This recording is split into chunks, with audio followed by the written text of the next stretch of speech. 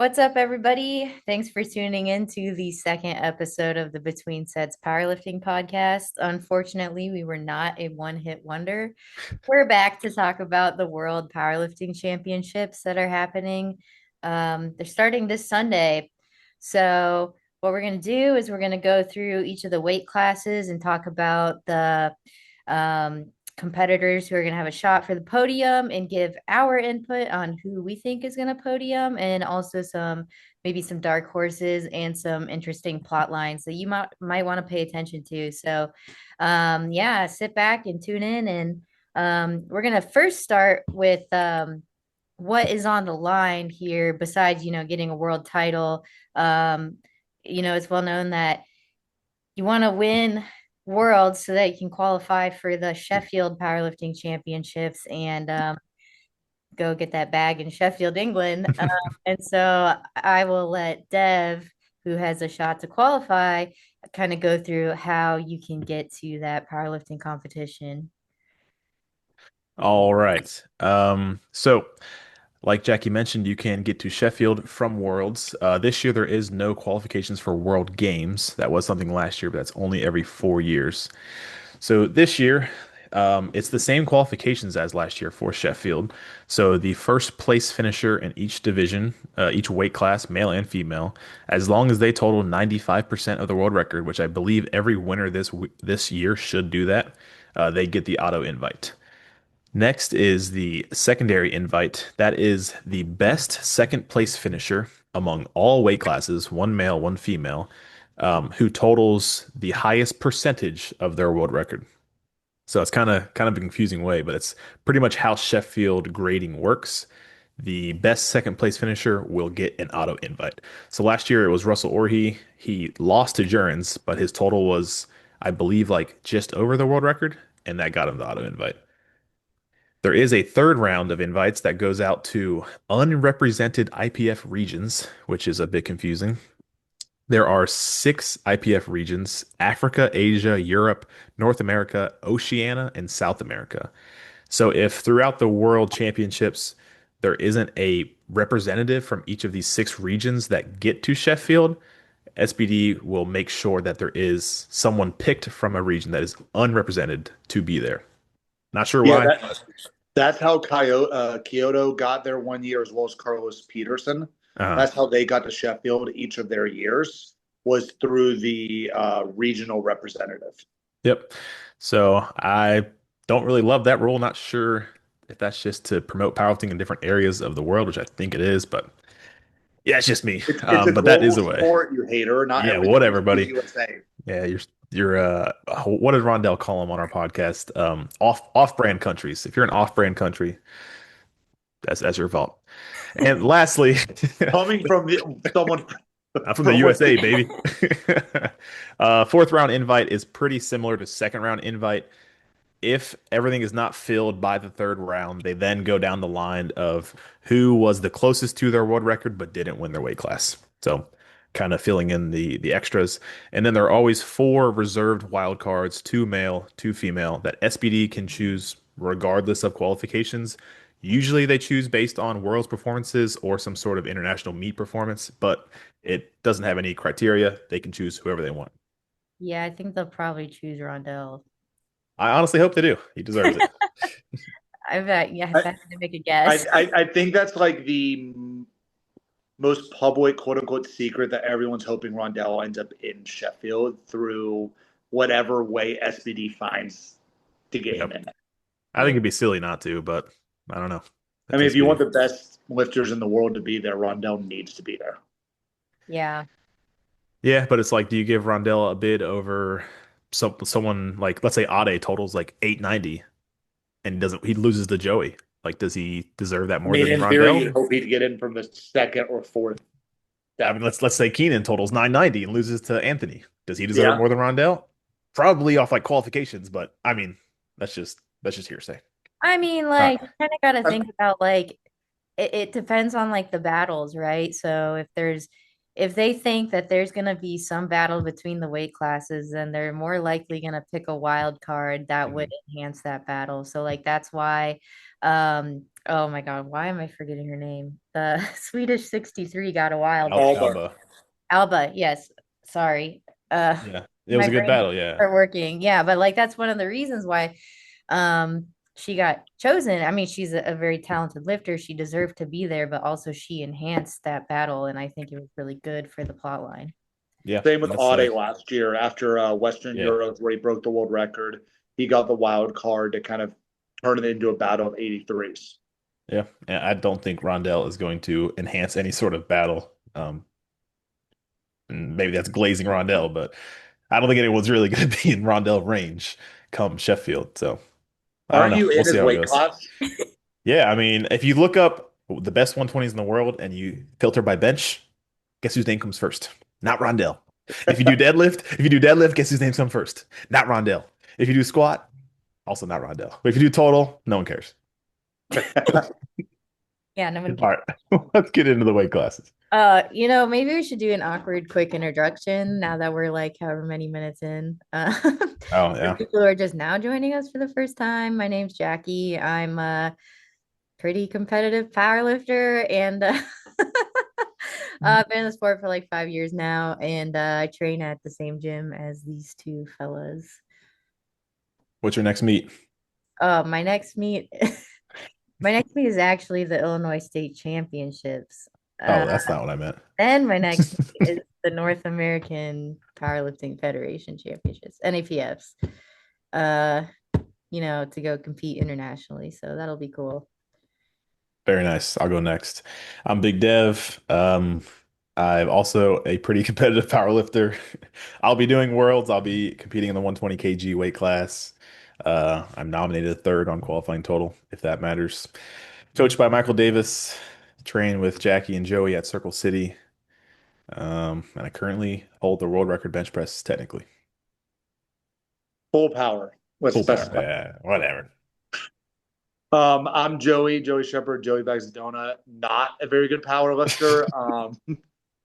But I'm the owner of Circle City Strength. Me and my wife Erin, that both Deb and Jackie train at. I'm a meet director, powerlifting coach, power lifter, all of the above, and super fan of powerlifting. And I'm super excited for Worlds. Yeah, we all have to accept that we're like not gonna be productive next week. It's fine. Yeah. I'll be All in right. I'll be in So Germany being pretty productive. that was Deb has to be pretty productive, or there's other issues. But me and Jackie will be just watching YouTube repeatedly. Yep. I'll like pull up Good Lift and pretend that I'm not gonna click the live stream link and then I'll click it. There you go. So, all right, are we starting with 47? 47 women. Yeah. Jackie, you want to highlight this weight class? Sure. So full transparency, I didn't look at every single lifter in here because I'm a grad student. I don't have time for that. But um, I think the big people to look at definitely Tiffany Chapone, Turbo Tiff, and Heather Connor. And then we have Vicky. Don't even Vicky say it. K. Sorry, I can't say your last name. But she's the Aussie. And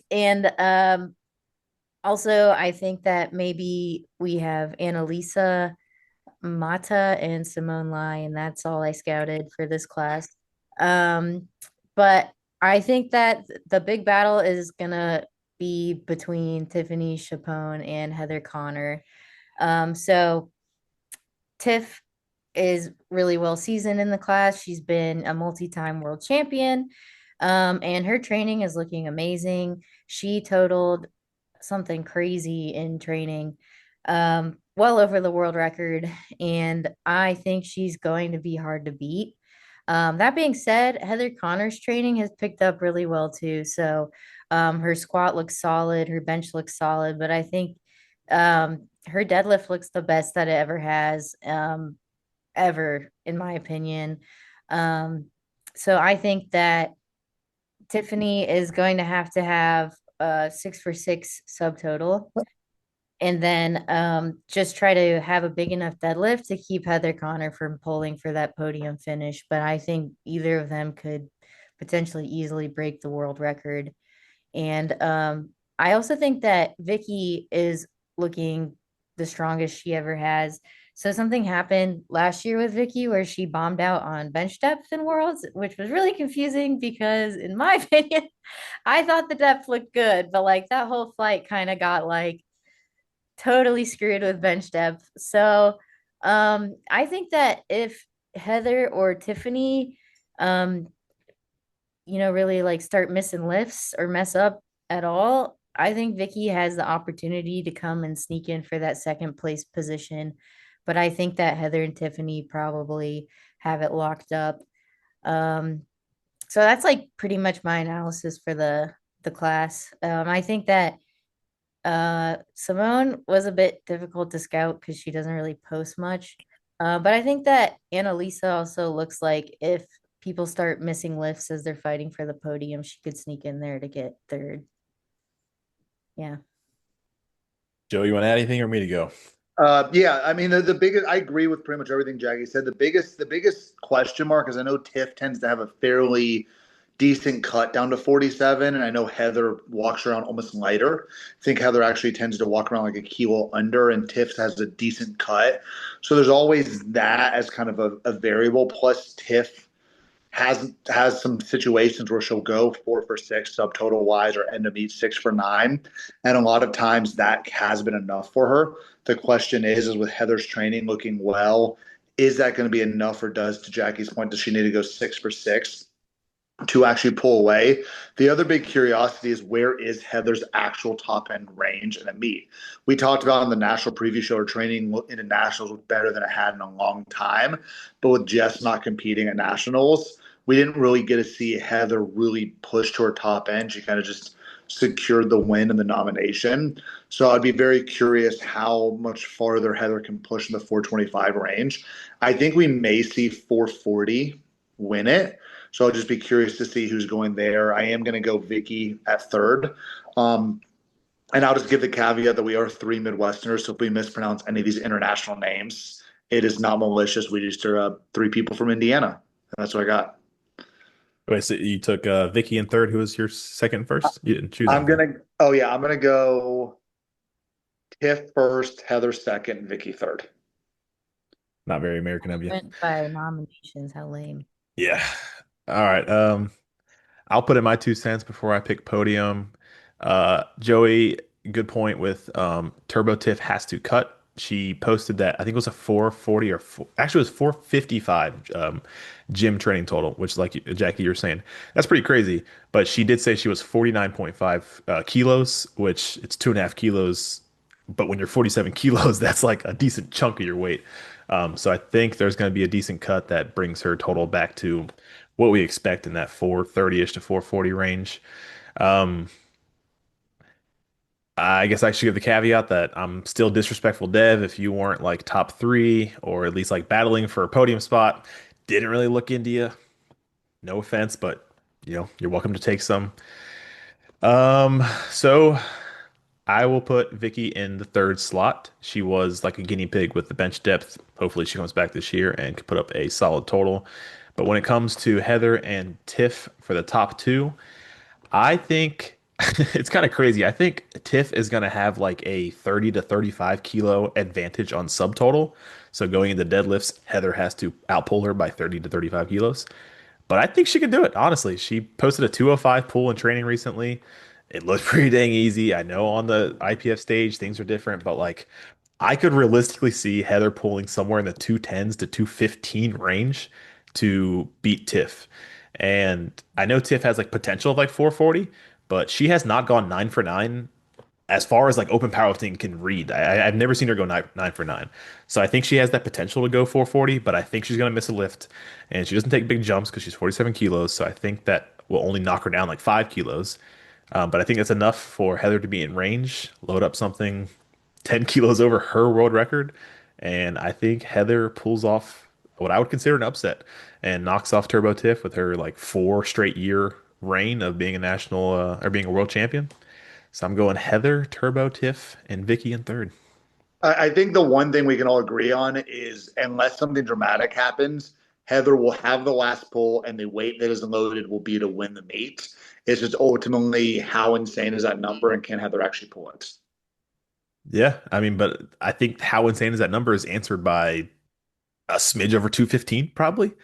I mean, her pool looks freaking crazy. I don't know if she's pulling anything above like 210 to 11 personally.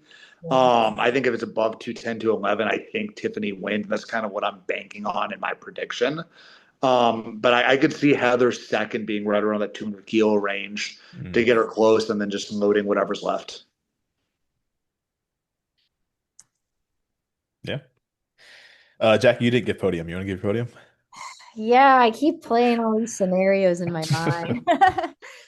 Um, Man, I mean, like it's hard to say, right? Like that you never know like how they're gonna show up on meet day or like how the reffing's gonna be. I think something that popped in my head is I remember last time Heather was at World, she almost bombed on squat depth. So, um, hopefully she, can clean that up a little bit. But I'm gonna say she's not gonna get all three of her squats. And I think that Tiff is gonna play conservative, and Tiff is just gonna um push her a little bit too far on deadlifts. So I'm gonna have Tiff on first, uh, Heather on second, and then Vicky's gonna be third. You made fun of Joey and then copied his exact podium. Yeah, I know. I just, Hey, I was, chalk it is. I look. I don't think this is gonna be the only weight class we're gonna have chalk. If I'm being honest. I'm not yeah. going chalk. Give me Heather by TKO. I mean, like I could also see like them like hashing it out on the third deadlift, and then like one of them just totally screws up, and then Vicky pulls for a second. I don't see Vicky coming Yeah, top two. I think Vicky's going to be in the 400 to 405 range, which would be huge. And I mean, having a podium over 400 would be huge. But I think Heather and Tiff will be in the 430 to 440 range. I believe in Vicky. I believe in all of these amazing lifters, but it's sports. You still got to pick a winner and loser. All right, so moving on to 59 men. Dev, I'll give a quick rundown on this one. I think the one of the more interesting parts of 59 is Kasimson coming down. I'm going to be honest, was not expecting this at all. I think he's kind of following the shell pathway of coming being a very experienced lifter, coming down a weight class and seeing essentially can he hold on enough strength to still win the lower weight class. So Castle, the nice part for Castle as well is 59 is one of the kind of thinner weight classes, so he's able to still be in the A flight. Some of the other lifters are coming down a weight class, have the unfortunate situation of being in the B or C group, so they have to just put up a total and hope it's enough. Where Catherine, because it's only 12 lifters, is in the A flight, so even with a 75 kilo nomination, he still has as much of a chance as anyone. Outside of that, I'd say kind of the rest of the podium roundout will be with Antoine Garcia from France, Ivan Campano from Spain. Those two have been battling out for years in the second to third place in 59s, and then Kwaku from the Virgin Islands is kind of the handful that I've been looking at to actually podium. Ultimately, the just big question is Kasim healthy, cutting down?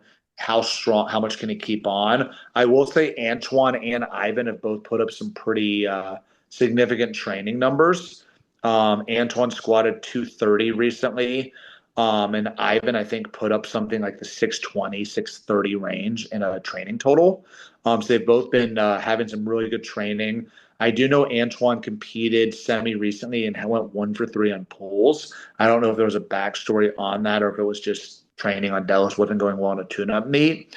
But I think that's kind of some of the interesting. Obviously, missing kind of the battle I think was expecting at 59. Wasker had to drop out from I think it was a lower back injury. Yep. So Wasker had to drop from a lower back injury, and then we did not get the return of the 59 world record holder. Uh, Fedoshenko. Yeah, Fedoshenko, Sergey could not make it. I know there were some rumors that we were going to have a Sergey versus Waskar showdown at 59. That did not happen. But I think Katham coming down and having the battle of that top four to see the podiums will still make this an interesting weight class. I guess one of the big questions is can Kasim come close to Sergey's world record total at 59? Yep, I'll take it away. And I'll start with Kasim San because I think he's the solo star in his weight class. I think Ivan and Antoine probably can round out the podium. They kind of flip flop. Their totals are super close. I know Ivan did a pretty big training total, but he cuts a fair bit. He cuts from like 64, I think. So it always kind of evens out. But I think Kasim San, dude, I mean, he's looking strong and he's already like 60 kilos. Like when he competed 66, he was never actually 66. He was a light 66. So I think Kasim San can chip the squat world record, which I think is like 240. He's taken that in training multiple times. Benches, the world record for bench is stupid with Fedoshenko. It's like 170 something. So no one's touching that, but Kasim San doesn't need to. And then he will pull the world record extremely easily. I think it's Waskar's at 275, and I'm pretty sure 35.5, yeah. yeah, Kasim San has pulled 300 in training at like 60 kilos. Like he's gonna open probably with a world record chip. And I think on a podcast he mentioned he wants to just total, I think 670 would be half a kilo over the world record. I think that's his plan, and I do not see a reason why he couldn't do that. He's not going to have like competition with the other 59s. He's just going to be running his own race, collecting some world records, and setting himself up to go to Sheffield. Didn't really research the other guys too much, but I will leave you guys with the podium of Cassim San winning. I will take Antoine in second and Ivan in third, which is chalky, but that's what I got. Um, I mean, I agree with you guys for the most part. I think that um Kasim Sand posted like a pivot block and it looked so easy. It looked so good. So I think that he's gonna walk away with it, especially like being this close to weight. Like there's not really a risk of him missing weight. So um I also think that Brian Xiong could be like a potential podium dark horse. Um his nominating total wasn't in the 600s, but I was looking at his training and he has like a pretty good pull. So um, I could see him potentially trying to sneak on the podium if people start missing lifts on the end. So I got Kasim San, and then I'll put Ivan and I'll put my dark horse Brian on the podium. Do you think Cassim San breaks the world record? Yeah, yeah, for sure. Oh, for All right, and sure. I never get my podium, so I'm going to go Kasim in first, Ivan in second, and Antoine in third. I think Kasim wins by about 35 kilos, but I do not think he breaks the world record. I think he ends in that 655 to 660 range. I do think he's the closest. I think he's well over the 95% that I know Wasker had trouble with. I think we'll see him at Sheffield, but I think he breaks the world record at Sheffield, not Worlds. It's half a Fair enough. come on. At least we're all different podiums. All right. Bounce back to the 52 women. All right. Here comes disrespectful Dev again. Well, maybe not that disrespectful. I think in the 52s, we got the returning world champ, Evie Corrigan, um, nominated at a 477.5 total. What's the world record? Anyone know off the top of their head? Female 57 total. It is 481 from Evie. So her nomination's 4 kilos under her own world record. She just put up a training total of 482.5 before hopping on a plane to go to Germany, and it looked pretty comfortable. I'd be very surprised if she couldn't replicate that on the platform if needed. I'm not sure she will need to. Her closest competition will be Megan Lee Smith, most likely. And I couldn't find too much recent training from her. But I know she has a pretty decent squat on her. She squatted at some like it wasn't like an actual competition, but she hit like 180, which I think will outpace Evie in terms of squats, but I don't see her outbenching or outpulling Evie. So it's gonna be really difficult to leave the subtotal behind and then deadlift less than someone ahead of you and try to win. So I think Evie is going to continue her reign in the 52s. I think Megan's a pretty strong favorite for the runner-up, and then there's a bit of depth in this class for the rest of the podium. There's Catherine Gagne from Canada, Plume Deckers from the Netherlands, and Naomi Alibert, who I believe is French. I did not note that down. But Those are some big names. Naomi has been, I believe, to Sheffield and is just a very common world competitor. She has a lot of experience, and they are all nominated within about 6 kilos of each other. So I think there's going to be a decent battle for third place. Did not do too much scouting. So I'm gonna give I'm gonna give third to Naomi based off of merit and just knowing she is a experienced competitor, although she is nominated a couple kilos behind some other women. Turn the floor over to Jackie to give your input. I mean, yeah, I agree with you in the most part. Like, something like I guess interesting I couldn't like get a read on with Megan Lee Smith is I feel like she squatted in stiff sleeves and then switched to soft sleeves and was having a tough time with it. So I don't know, like maybe she's caught back up and her squat's back there, but I was like kind of like seeing some rhetoric about that on her Instagram. So I think for that reason, and because Evie has the pole advantage, um, Evie's going back to Sheffield.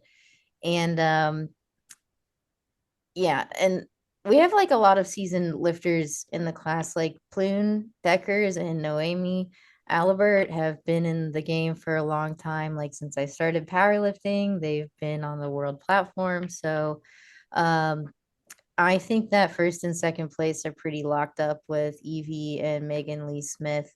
But I'm gonna give the third place to Plune Deckers. Just because it's so close and Fluke's been in the game for a long time. But Flune has a crazy squat, like so she can grind a squat out. So I'm excited to see. Um, actually, we have like a bunch of good squatters in this weight class, so someone's gonna squat over 400. But yeah, Evie, Megan Lee Smith, and Flune. I'm going to start by saying both of y'all are not patriotic at all, even mentioning Serene, the US 52. I understand she's nominated seventh, but we couldn't even get like an honorable mention shout out for the American competitor. Come on, y'all. No, I mean, I agree with what most of y'all are saying. Evie's probably going to win, and Evie's had kind of the luxury the last couple of worlds to be able to win without having to break her world record. She's been one of the few lifters who's kind of chosen to just take what's there and keep it for Sheffield, which I think why she's had so much success at Sheffield. I think it's going to kind of be the same concept this year, where I think she'll kind of be in that 480-ish range, even though I think she has more in the tank. I think she'll just secure what she needs to win. I actually think, if I remember right, she didn't even take a third deadlift last world. She'd already secured the win and just didn't pull and saved it for Sheffield. Megan Lee Smith is the second best lifter in this weight class. She's both being from New Zealand. And then there is kind of a group. You have two Canadians, Catherine and Genevieve, Plune, Naomi, and Serene, all battling for third place. I think kind of ultimately what turns interesting is Plune has the world record squat at 175.5. Does she keep the world record squat, or does Evie push her? I know Evie can probably squat near that 180 mark right now if she absolutely needs to, but does she choose to? If Plune is able to break the world record squat and squat in that 178 plus range, I think that chip makes it tough for Catherine, Naomi, or Genevieve or Serene to pull enough to actually chip that or to take over that chip. So I'm going to go with Plune takes the world record squat, her own world record squat, because Evie doesn't need to. And Plune gets third. Evie, Megan Lee Smith, Plune Deckers is the three I'm going with. All right. Again, all different Okay. podiums.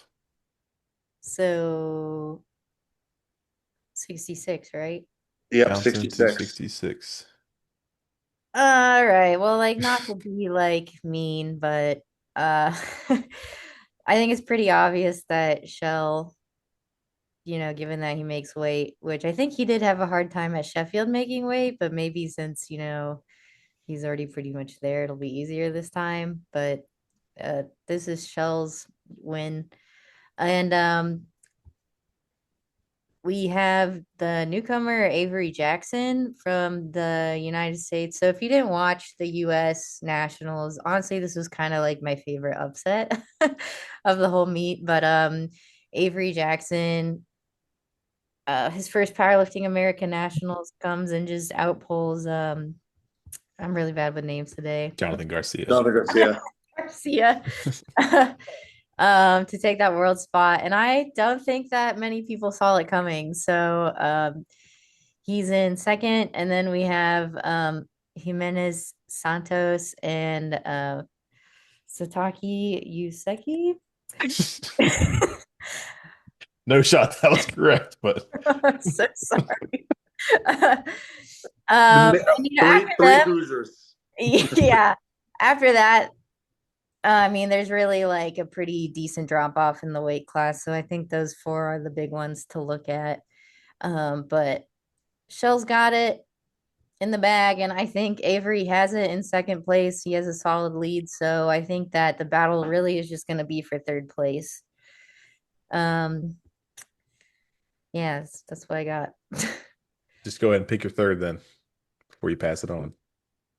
My third. Well, I tried to scout Santos Jimenez and I couldn't find much. But I did scout Sataki and I have him good for a PR, so I'll put him in third place. All right. Joe, you go ahead and go next. All right, so I mean, I'm gonna go similar. I did see Shell post something that squat and bench isn't going as well as I think he's hoping. He did mention that he's expecting a big deadlift PR.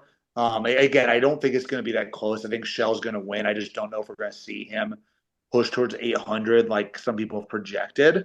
I think he'll probably kind of be in that like 760 to 775 range at this meet, but that's more than plenty enough to win. I do have Avery second, and then I have Yusuke from Japan in third. I will say it's definitely a notable 66, mainly from kind of who's lacking. You don't have Jonathan Garcia from the upset. Pana and Kyoto are both not competing, I think, to wait for World Games. It's kind of a trend in a handful of weight classes of lifters not doing Worlds because of the World Games here in August. So I do think it's kind of an interesting thing. First time in a long time not seeing either Pan or Kyoto, but I'm going to go Shell, Avery, and Yusuke for my podium in 66. Yeah, and I will say that this is like obviously I don't really know like what's going on with Shell's training, but I think that like sometimes when your training doesn't go as well as you want it to, it could be because you're trying to maintain such a lean frame. So I just think that's interesting. Like, are we gonna see him like start to progress again, or like is cutting down to 66 gonna keep his total kind of flatlined? Like he's so far ahead, but I think mentally that's like hard as a lifter. Like you want to see your lifts go up, but if you're staying so lean, is that going to affect you or cause injuries? I'm not sure. Jackie started this weight class highlight by saying Shell has it in the bag. I'm taking Avery Jackson to become a world champion over Shell Becklin. Whoa. He Hey, posted, I think, a 740 training total at 70 kilos, which is a decent cut for a guy who is already shredded. And a lot of respect to Shell. He's a nice guy. We talked in DMs. But his training total didn't look great. It wasn't very heavy. And he's 4 kilos over. And he's been maintaining this low body weight for like a year. I just foresee something bad with Shell's performance, even if he goes 7 for 9 and he can hit like 80% of what we expect. That puts him in like the 740, 750 range. Avery Jackson's performance at PA Nats wasn't like crazy, like a grind on all of his lifts. I think he has some room. If His he's third made, deadlift was a crazy grind, first of I all. don't think it was that hard, honestly. Like, I mean, anyway, I think if he can add just, 5 kilos to each lift from PA Nats, he puts himself in a realistic place to snipe Shell on what I believe will be a rough day for Shell. Just from seeing his training, it does not look comfortable for any of his lifts. I would say the biggest problem with this scenario is Shell's pool is pretty dang good, regardless of how beat down he is.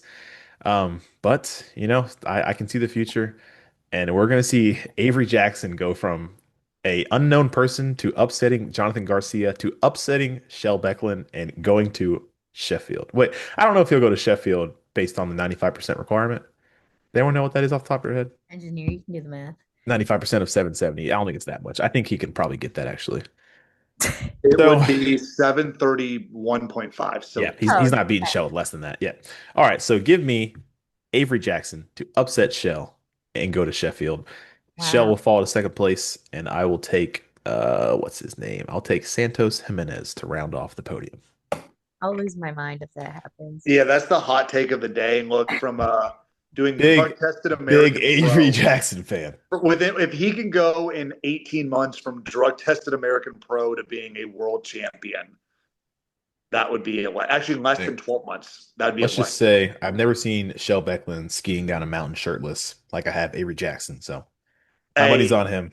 I Even will if say it's you just copied Avery's concept with him doing the picture I actually didn't um, see that until Heather reposted it, but that was of funny. him shirtless and calling himself an average bum.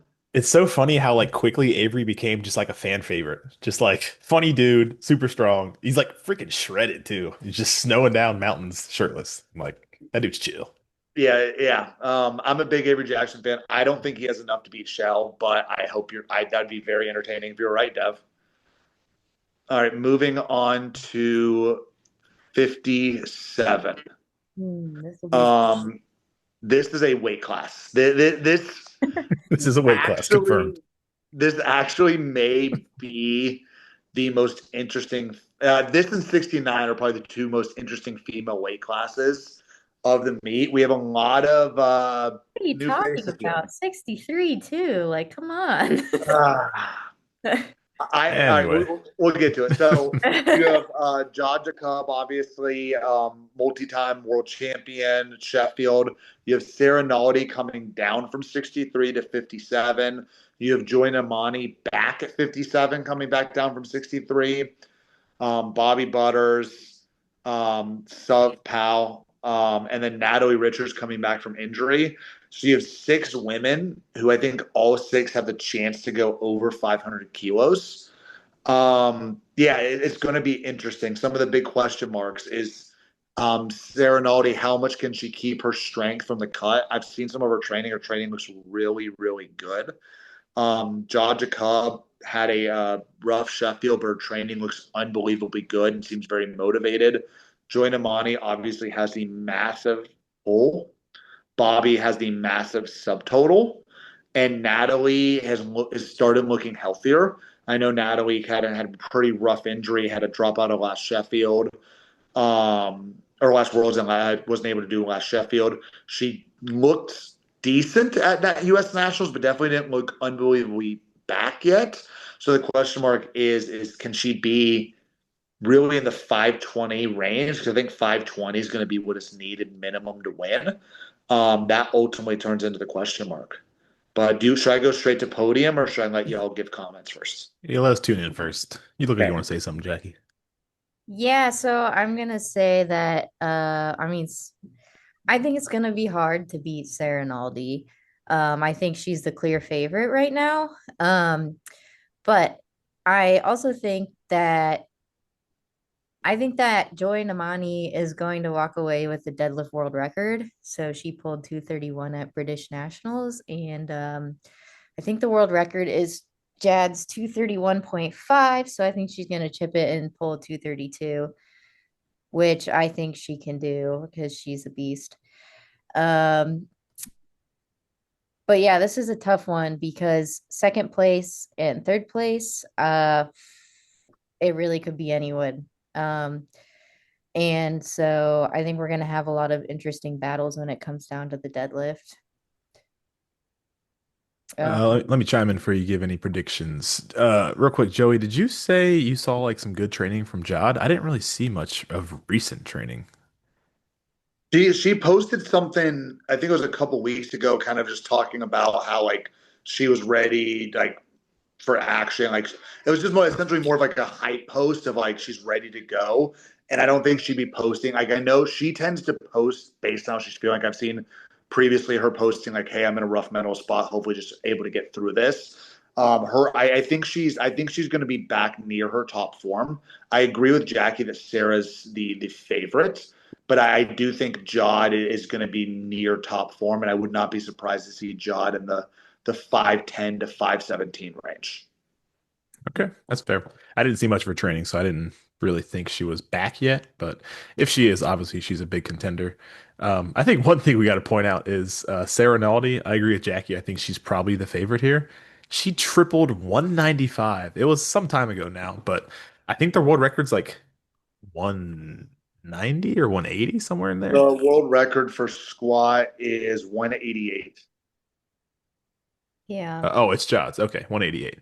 Okay, so Jod has the world record at 188, and Sarah Naldi, I think at a reasonable body weight, has tripled 195. That's insane to even think about.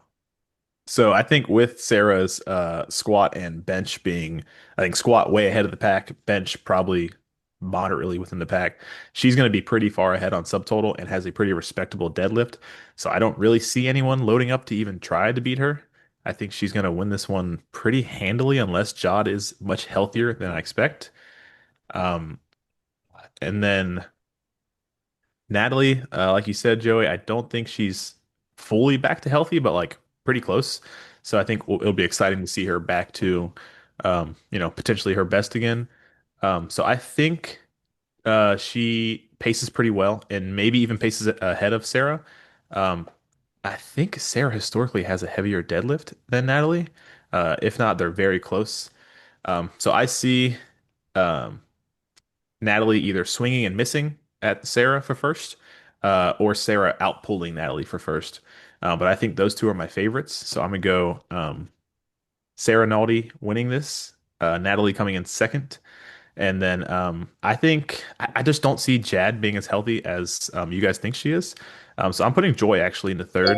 I think she's just going to snipe the podium with the world record pull and just enjoy her bronze medal. Okay. My podium looks different than yours. Good. Yep. So I have Sarah Naldi in first place. Yeah, I think she's gonna squat probably like 2025. And I know you said she tripled 195, but like some of these lifters have this insane ability to do rep work like very close to Yeah. the top end. So like I think if you threw that in a one rep max calculator, it would not be accurate, but it's gonna be in the 200s, and that's gonna be really cool. She's gonna win. I actually think that um, if Joy Namani goes for the 232 world record and makes it, I have her as second. I think she's going to be hard to reach with that. I think she'll squat the same and bench near the same she did at nationals, but I think it'll be good enough for second. And then actually in third place, I think it's going to be between Bobby Butters and Jad Jacob. I don't think Natalie's as back as you think she is. Maybe she is. But I actually think that if Bobby Butters is healthy and her deadlift shows up, she could try to push Jad to pull something that Jad can't pull. So I'll put Bobby Butters in third. You Hell have of a podium. Great Britain, 2 out of 3. All right. We're gonna have, I think, the first time where it's all completely different. We all agree Sarah's gonna. I have Sarah winning as well. I have Jod in second, and I have Joy in third. I have Joy pulling to beat Natalie. So I have Natalie being in third based on subtotal. I have Natalie up in third until Joy loads enough to pass her. So I have Natalie then coming in fourth via that pull. I will say Bobby is the most hyped lifter here by far. She's a blast to watch compete. I think she'll be in a great spot come subtotal, but I don't think she has enough of a deadlift to compete with the other 4 women. Yeah, I think Bobby's a kind of a crazy pick, but I like You that we're just all picked different. Avery Jackson to beat Yeah. Shell. That's not crazy at all, bro. No, I like the different podiums. Although I do like that Joey said this is the first time that our podiums will be all different, and then immediately says, "I agree with you guys on Sarah winning." So I like that logic.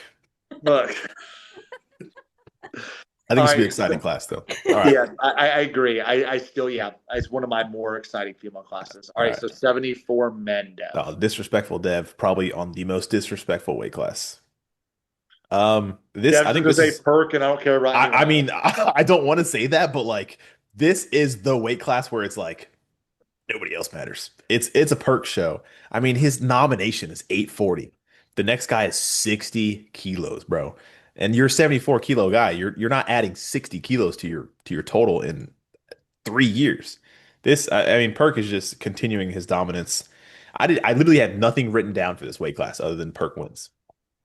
I mean, You're I the just you're the bench guy, and you're going to ignore Chunchia fans bench 215 at 74. You're the bench guy.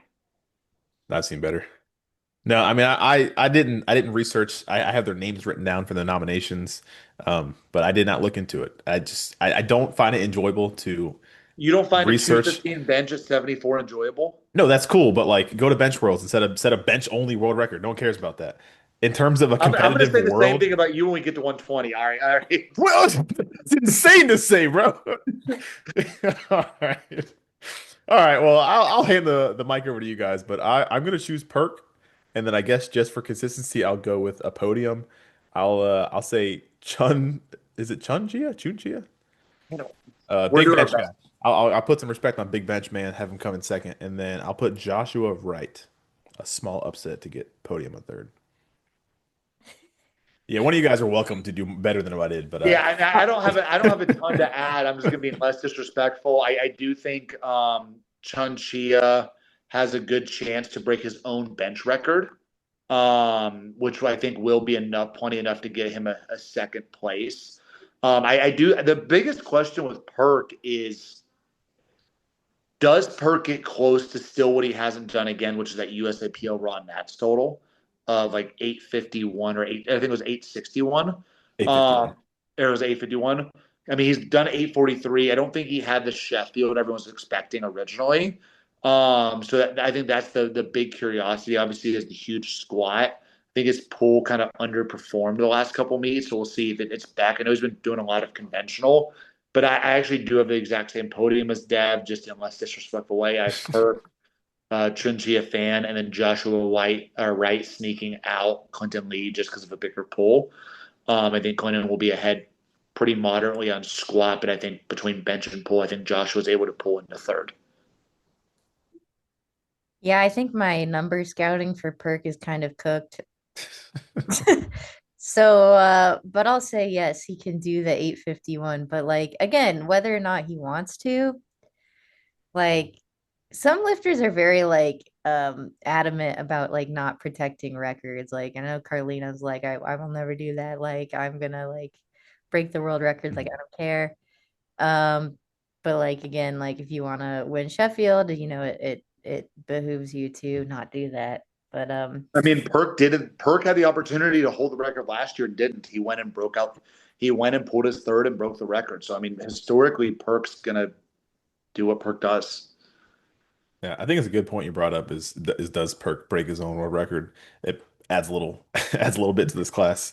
I think something to point out is he's not doing world games. I think his son is expected to be born around that time, so he's passing on that. So I think he does kind of put a little extra oomph into his world's performance. It doesn't leave probably anything. He probably has like a pretty maximal day, and I think he beats his world record. Puts his name kind of back up on the list of people to talk about because he's kind of been chilling for a while because no one's really, rivaling him. yeah, I mean I agree with that. I think it'd be motivating to like be like, okay, I set this record. I gotta beat it by this much more to come Sheffield. So yeah. Okay, my podium. I'll go straight down the nomination. Austin Perkins, Juntia Fan, and then Clinton Lee. What a weight class, man. All right, that's by far the least interesting weight class. On to more important stuff. Disrespectful Dev, Yeah, wild and out. call me what you want. All All right, right. 63 women, Jackie. So we got the 63 woman. We have Megan Scanlon, who set the unofficial world record at a nationals where like 6 weeks out, she's like, I'm gonna sign up. Ha ha ha. It'll be fun. And then total is 560, totals 566. Just kind of chilling in the back warm-up room, like having a good old time. um, and then we have Alba Bostrom from Sweden, who again got that Sheffield wild card. And I think she didn't have quite as good of a Sheffield performance as she wanted to. So I think she's coming back with like a vengeance for that. And I think that, looking at her Instagram, I think her mentality's been a lot better. And I think, when you have a good mindset going into a competition, it does good things for your total. Then we also have Shiera Bernardi, who is doing the most insane sets I've seen on Instagram. Like it blows my mind how she's like she doubled 230 in training just casually on deadlift. So I think these three are going to comprise a huge battle. Um, I honestly I'm not really sure like if there's like a big person who stands out. Each one of these ladies has their work cut out for them. And then moving on down, I don't think that either of these ladies will be um, quite there to break it into the podium, but we have Kaylee Swede Danny's. And then we also have Betty Abora, and notably Betty has the craziest deadlift. So I want to see her pull something crazy, but I don't think it'll be enough to break into the podium. She does currently have the deadlift record at 233. Yeah. Man, her lockout is like at her knees. It's crazy. But yeah, this might be her first worlds, or I don't know, she might have aged out of the juniors. So but I'll be excited to see her try to take a crack at the world breaking her own world record. Yeah, as far as other commentary, with Meg Scanlon, obviously the biggest thing to watch is does she perform her bench at the highest level? She had a butt pop at U.S. Nationals. Obviously, she has kind of that the sync technique to overcome the bench depth role. I'd be curious to see if she can break the bench world record that Corolla has at 143.5. Obviously, I know it's kind of a side goal. Winning is obviously the main goal, but I assume that's the side goal. To Jackie's point, Alba had kind of a underperforming Sheffield. I'm assuming she's very motivated to come out and correct that. And yeah, to Chiara Bernardi's point, the training is nuts, and with how much better training is going than her actual total and meets, the curiosity is just what's the carryover? I don't know what she walks around at. I'm assuming based on some training to meet stuff, she may have a cut that kind of affects kind of meet total. But I definitely think that is the top three to watch outside of just Betty's pull. Um, Dad, do you have anything to add before we go into podiums? Nothing to add. You go ahead and start your podium. I All was right, gonna say that is it Shiara or Kiara? I think it's Kiara. Kiara, like a K, Yeah. Yeah, Kiara. Chiara Bernardi. I think she's another one of those lifters that can rep really close to their top end, which Yeah, is she, why I she think tripled 205, and they all look the exact same, all RPE 10 and a half. yeah, and I just think there comes a point where like there's just like a maximum intensity, like it doesn't, like, so I don't think she's again, don't throw that into like a one rep max calculator because I don't think it's gonna be accurate. But yeah, Does she break the squat world record of 214? I was just gonna say that it's currently held by Leah. Um, I think so. I think she takes a shot at it. I'll continue with my podium, and then you can also answer if you think she breaks the world record. But yeah, I researched just three: Meg, Alba, and Kiara. I am on record saying Meg is the greatest 63 of all time. Agatha has not yet cut down to 63, if I'm correct. Nope. And she actually, I don't know if she's going to the side tangent. The meet she was going to do, the Euro Muscle Show, ended up not having an IPF meet. Ah, So she okay. did not make 63. As of right now, her goal is to break 10 times body weight at like 65, 66. I saw her post. Ideally, the goal was for her to do it at World Games. Right now, she goes, maybe I'll be able to do it at Worlds and I won't have to keep cutting for World Games. Okay, Agatha is so freaking ridiculous. We'll save Yeah. her for the next weight class. But again, I will call Meg the greatest 6'3" of all time. Her performance at PA Nats was incredible. Shout out to Top Set Media and Yellow Thick Road for that edit they made of her. I think it got like 10,000 likes. It was pretty sick. So huge Meg fan. I think Chiara, along with Sarah Naldi, are just two Italian women who are really going to shake up the weight Sarah, classes they're you mean in. Alba? No, Oh, the weight Sarah class. Sarah Naldi from 57s. Sarah and Kiara, I think like split weight classes, and they're gonna make some waves in their weight classes. So I want to say Meg is the favorite, and I think she's going to go into deadlifts ahead because of her giant bench and dang respectable squat. I think Kiara is probably going to be pacing pretty close with her. And I think Alba is just kind of going to kind of run her own race and see where things are when it comes to deadlifts. So what I just called Meg the greatest 6'3" of all time, but I foresee Kiara taking a shot at outpulling her on her final attempt. I think Kiara has probably 10 to 15 keys advantage on a deadlift, which is a pretty respectable amount.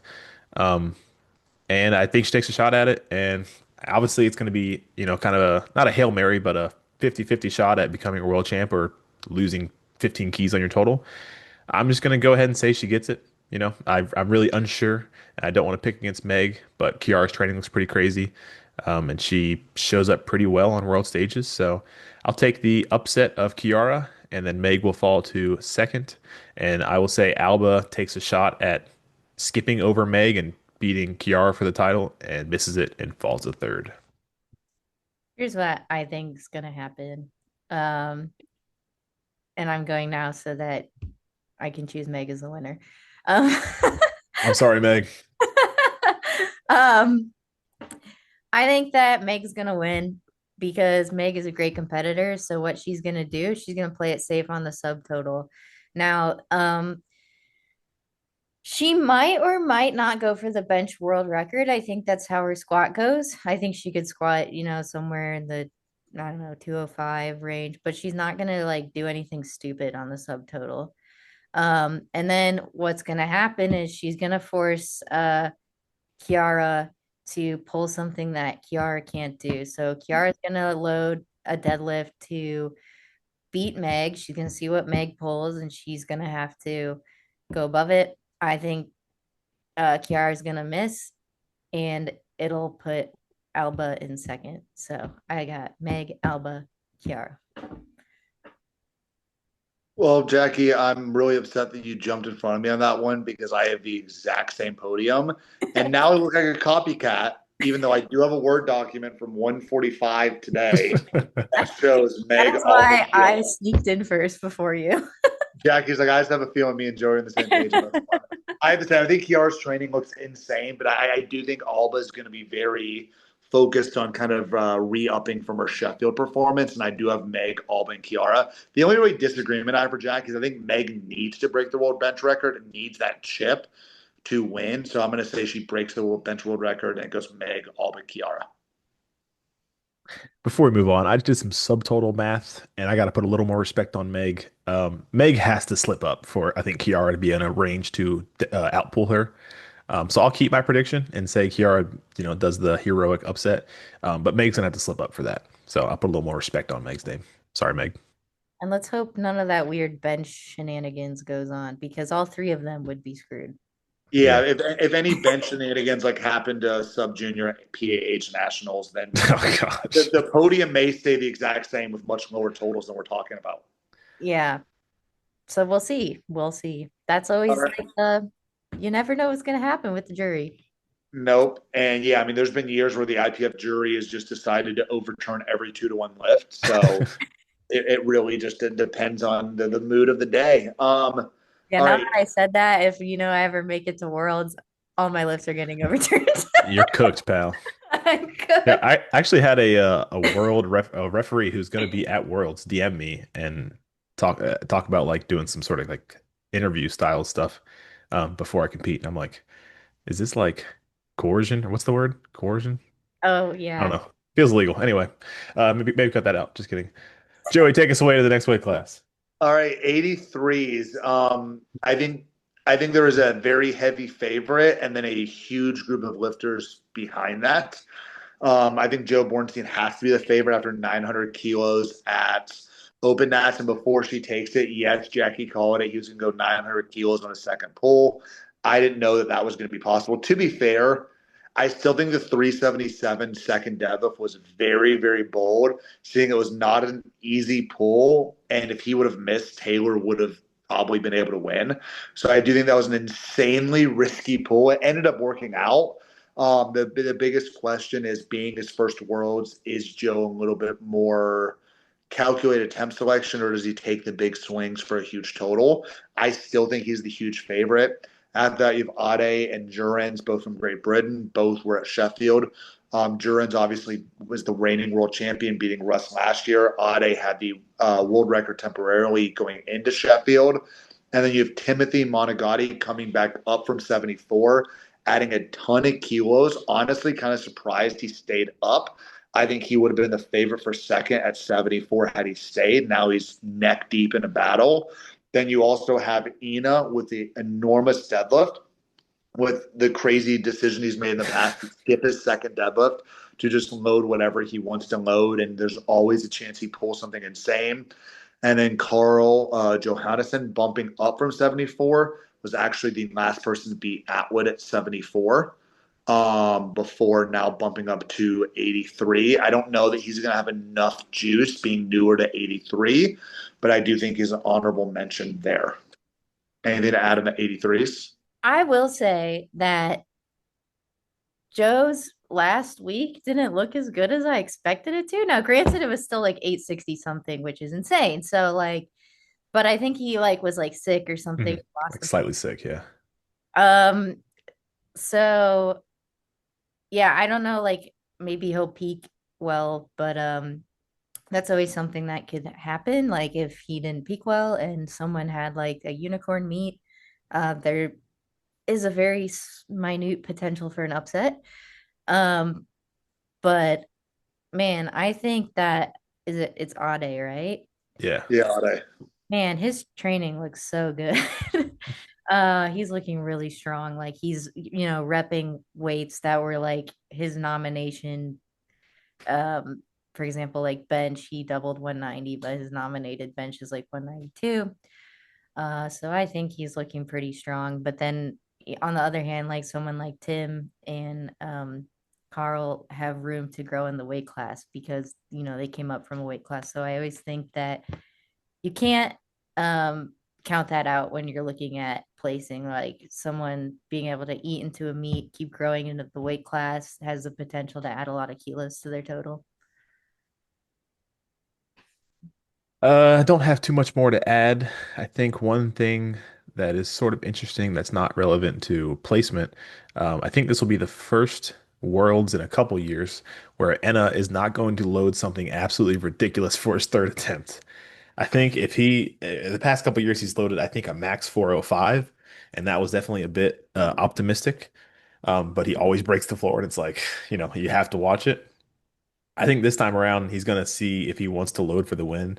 He's going to load like 470 kilos and be a laughing stock if he actually walks out to that insane amount of weight. So I think we'll see Enna actually load something he thinks he can hit this time. Like instead of loading for the win, he's just gonna load like probably to snipe third place and load something close to maybe 395, 400, something pretty crazy for an 83. But finally not just an absolute Hail Mary. So excited to see Enna probably break the world record. Maybe twice with how he does his selection. But yes, honorable mention to Carl and Tim, but I don't think they are going to be in podium contention. I think it's really between Joey, Ade, and Jurens. I do think that is pretty accurate in terms of like rankings. Joey, Ade, Jurens. I think there was some talk of multiple 83s going over 900. In absolutely no world do I see multiple. I can see Joey maybe doing it, but in no world does Joey and Ade do it.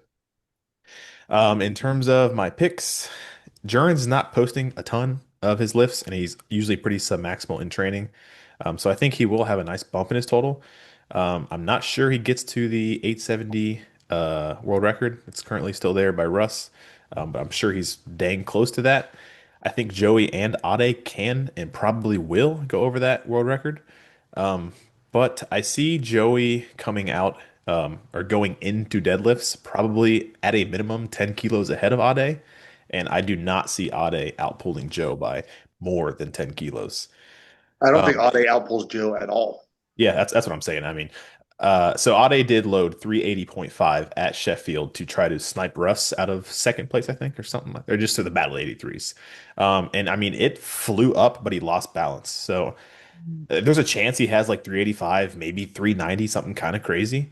But like probably not. but maybe he can prove me wrong. But like I said, I think Joey at minimum is 10 kilos ahead going into deadlifts, probably more like 15 to like 17. And I just don't see Ade outpulling him by that much. But I also don't see Joey going 900. I think he plays it much smarter this time around, secures his first world championship, leaves some space for Sheffield. And I think we have a chalk podium of Joey Ade Journs.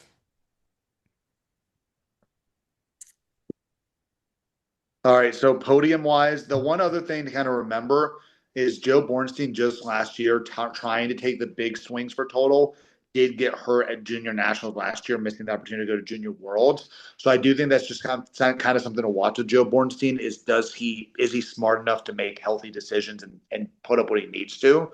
I'm gonna go Joe first. I'm gonna go Ade second.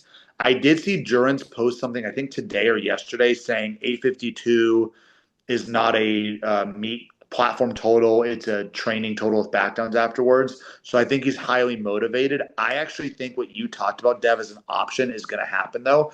I have Ina sniping him with a massive pull. So I'm going Joe, Ade, and then Ina in third. What do you think, Ina pulls? I'm going to go 395. That'd be pretty sick. I can see it happening. What do you got, Jackie?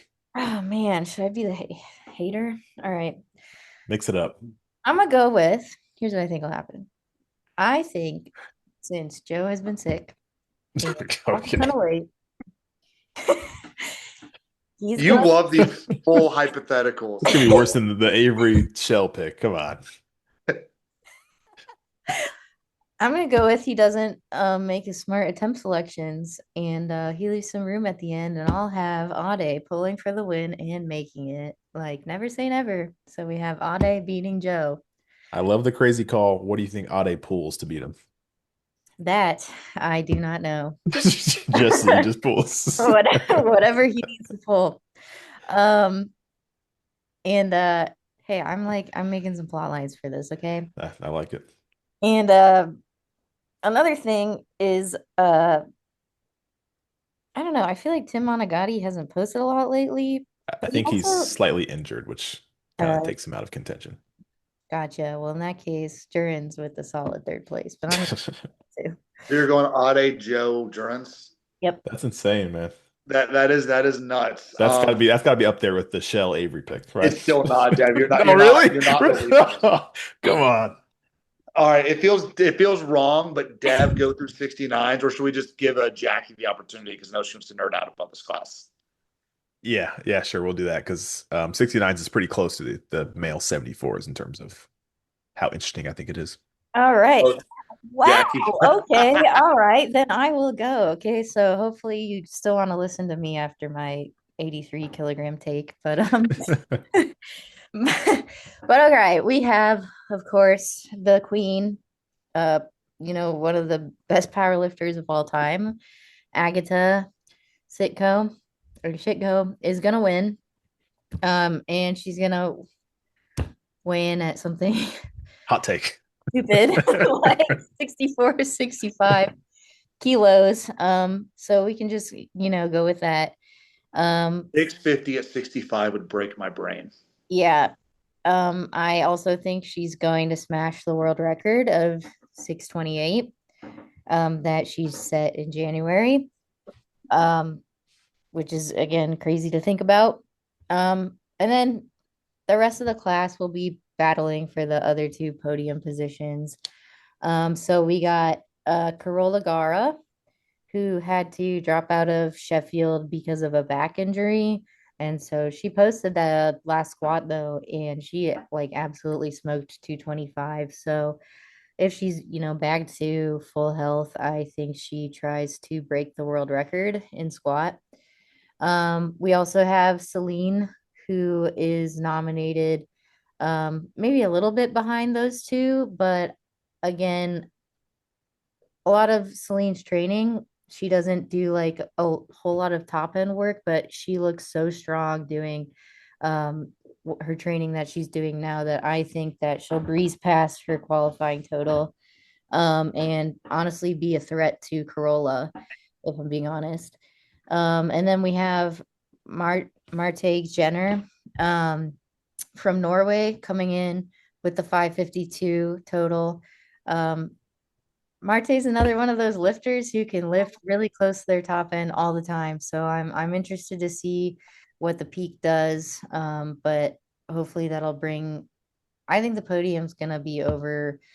Um, honestly 570. And I'm not quite sure that she'll get there, but we'll see. We also have Annie Nelson, who hasn't competed in a hot minute. And I think she like kind of had a few meets where she wasn't happy about. But looking at her training, I think the confidence is coming back. So I think she's going to be a strong runner in the weight class. And then finally, uh, we have Chandler Babb, who is back. So Chandler had to serve a suspension for doping, I think, from Sheffield. And this time it actually was the pre-workout. Like there was something in the workout. It was honestly a really unfortunate thing to happen. But now she's back and her training is crazy. Like she is just um, honestly, one of the best examples of raw strength in the sport, in my opinion. So, but the unfortunate thing is that um, because she did nationals at 76, her qualifying total is 75. So she'll be in the C group, but everyone in the A group cannot forget about Chandler Babb, which makes the battle a little bit more interesting. Because her training total was like 580, if I did the math right. Something like that. I will say her squat depth is questionable at times, but yeah, I think it was like a 580 training total. And to Jackie's point, I think Dev, you're insane. I think there is. I think Agata is the obvious winner, but looking at the podium, I think the podium itself is very interesting from all the way from second to sixth. I just do think Agata is far and away ahead. Since Deb doesn't want to talk about this weight class, I'll just go straight into podiums. I'm gonna go Agata one. I'm gonna go Corolla second, and I'm actually gonna go Marte Jenner third. I have her sniping both Celine and Chandler. I do think Chandler is gonna put up something in the like 560 to 570 range with a depth call or two. In the morning session, I think there's going to be a lot of missing chasing that total, and I think Marte just sneaks it in there with a third pull. So I have Agata, Kroll, and Marte. All right, now I got to defend myself for the 18th time this podcast. When I was saying it wasn't interesting, I'm just saying I think it's chalky. Like obviously Agata's going to win. I think the qualifying totals of Corolla, Gara, and then Celine are probably rounding out second and third. Maybe a hot take. I didn't know about Chandler Babb. I know she competed at Sheffield. I didn't know she was back. If she can put up like the 580-ish that you're talking about, I'm not sure that I would have Celine being able to beat that, even knowing what she has to do with Babb competing in the C session. So that would change my podium. But yeah, take it easy on me not wanting to talk about the class. I'm just saying I think it's pretty chalky. Agatha is going to total something stupid. She's going to out total Carlina, and I have a ton of respect for Carlina. She's so strong. But Agatha at a weight class down is going to pretty easily out total all of the 76s. That is wild. How And close does she probably, get to Amanda? I was going to say, she probably out totals everyone but Amanda in the 84s, which is stupid. There's this potential she actually does out total Amanda, but I haven't even thought about that, so I'm not gonna start blabbing about it. But Corolla, I saw her squat she did. I think Leah has the world record at 225 right now. She could probably snipe that and take that. And then, so my problem with trying to compare Corolla and Celine, a lot of respect for Celine, go America, but Corolla squats, benches, and deadlifts more than Celine. It's really hard to beat someone when they do She all does not three. deadlift more than Celine. She Oh, does squat and bench. I think I saw Corolla do Celine's 227. 225. Or in a meet, Corolla's nominations 215 and Celine's 225. Oh, okay. Well, maybe I missaw the 227. I thought it was a small advantage, but I think the squat. I mean, Celine's a pretty big squatter. But Corolla's a pretty big bencher, right? Like something Yeah, kind of crazy. 145. I mean, she's the Okay. second best 69 bencher in the world behind Agata. but Okay. she So sometimes she gets depth calls too. Like it's happened a couple times where she's okay. I mean, maybe Corolla and Celine are closer than I thought. If Celine does have a bit of a deadlift advantage, um, but still going to go chalk with Agatha, Corolla, and then Celine 1, 2, 3. If Chandler Babb is back like y'all saying she is, and she can do 580, I'm not sure I would expect Celine to be able to do 580, but it would be super close. Obviously, it's not far for qualifying total. But in a weight class like this, Agatha is going to outshine everyone and just dominate. Yeah, I mean, I'll be, I guess, boring. Um, I think that if, well, Agatha's gonna win. I think Corolla takes the squat world record.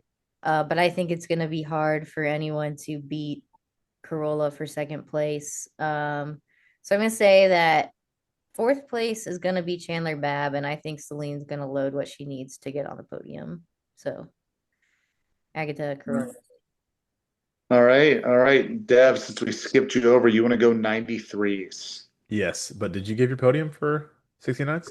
Yeah, I had Agata, Corolla, and Marte. Oh, okay. I was about to say, if you had Celine and y'all give me a hard time, and then Jackie said the exact same podium as me, but you saved I got yourself Marte. with a different third place. All right. Oh, 93s. This is, I think, my favorite weight class of worlds. I'll say men, but possibly male and female. Specifically because it is the exact opposite of like the 74 kilo weight class. If you're confident in who is going to win, you're a liar. The top three nominations are Jonathan Keiko, Emil Krastev, and Gustav Hedlund. Between the three of them, they are separated by 4.5 kilos, which is pretty freaking insane. And more importantly, maybe a little less with the meal, but all three of these guys are pretty dang consistent with a 8 for 9 or 9 for 9 performance. So this is not going to be a bunch of guys missing and then someone turns into a runaway favorite because, someone loaded up too much and couldn't get it. This could potentially be a 8 for 8, the top three guys going into the final pool, and each pool is close to the world record and just chipping each other and, seeing who has to go first and who can make the pool to solidify them being a world champ. I did not scout anyone other than these three because I don't think really anyone has a shot at upsetting any of these guys on a normal day. But I'll start with Gustav. He has put up I think 325 squat and training, moved really good recently. I think 222 and a half bench, which is 2.5 keys over his bench best or his meet best, sorry. And then his pull, I think, is pretty sub-maximal in training. I think he pulled 360 at last year's Sheffield, and it moved pretty easy. So I can definitely see him going over that. Emil Krastev, he puts up pretty decent training totals. I think going into Sheffield last year, he put up like a 930 training total, which is pretty crazy. But I've really seen him replicate the same stuff this year. Nothing really stood out to me in terms of him making a giant leap. So I think he is still super strong and at his best. But I don't foresee him totaling an insane amount higher than the 917.5 that he did at Sheffield. And we all got to be real. His last pull at Sheffield was super iffy. He kind of didn't lock it out and then got two down commands and got two white lights. And somehow it worked out for him. But uh, I'm not going to bet on him to go 9 for 9 and do that again. And specifically with him, as I mentioned, if any one of these three are going to miss a lift, I would bet on Emil. He's a super technical deadlifter, and his bench is also pretty technical. So if I had to bet, he misses at least one of those, whether it is a third attempt or a first or second on technicalities. It's just going to change up his game plan and put him at a disadvantage. And then the man of the hour, Jonathan Keiko, 2 or 3 time world champion, not the defending world champ because he skipped last year, but he is back and better than ever. Just came off a PA Nationals performance where he PR'd every single lift. 310 squat, 252 bench, and 357.5 deadlift, putting a 919.5 unofficial world record total. He is the man in the 93s. I think a lot of folks have him as his favorite. Um, and I think he can improve slightly on all of these. I will say he is coached by Joey Flex, who is also a part of my coaching organization, I guess you could say. He plays it a little conservative sometimes. I'm not sure they have the ability to play it conservative, so they're going to have Keiko go out there and hit RPE 9.5, 10 lifts and be consistent and do it, 3 times on each discipline, which I think they can do, but it's something they're not really required to do often. So really excited to see these three guys go. I did not include a fourth or fifth place person. I'm not sure anyone is in range to do that. But before I start podiuming, any input from the field? Yeah, I mean, I'll kind of just agree with a lot of what you said and add that like Emil's pull was very close at Sheffield, very questionable call. I do know Gustav was very upset that his third pull was as easy as it was, and then ended up getting beat by Emil over such a close deadlift. I think Emil or Gustav wanted the chance to load more on pulls. I know he switched coaches over that decision, so I know he has a new coach, and I don't think he will be going as conservative. I think there's a better chance Gustav misses than historically because of potentially wanting to be a little bit more aggressive. But I do agree. I think Keiko and Gustav are more consistent execution wise. I do think Emil, just like pure strength, is probably maybe the strongest, but he's definitely the worst executioner. But I definitely think this will be a fun like three-headed dragon competition. Jackie, you have anything to add? Nah, this one was just kind of tough to scout. I mean, it's gonna go to whoever doesn't miss lifts on the day. I mean, that's how it's gonna be. I'm Yeah. stealing the thunder and going podium first. I'm going to go Keiko one, Gustav two, Emil three. I think Emil tries to load something huge like he did at Sheffield, and I don't think he gets the luck of the draw like he did at Sheffield. So I'm going to go Keiko, Gustav, Emil. I'm gonna go. Sorry to steal your thunder, Dev. Go ahead. I actually think that Gustav's training looks really good, and I think like most of it, like his lifts just look really clean. Like I don't think he's gonna get red lighted on like a technicality. So I'm gonna actually have him in first. He's gonna load a deadlift that's gonna be hard, and he's gonna get it. Then I'm gonna have Jonathan Keiko. I mean, another advantage is that Keiko didn't compete that long ago, right? So these guys competed in January and have had like half a year to train. And um, unfortunately, Jonathan has not had that luxury. So Yeah, but he also had the year. I think the year off for Keiko was the best thing that could have happened for his training. yeah, yeah. But I think that's gonna make an impact. He's gonna get second, and then yeah, Emil's deadlift was a little sus. So third.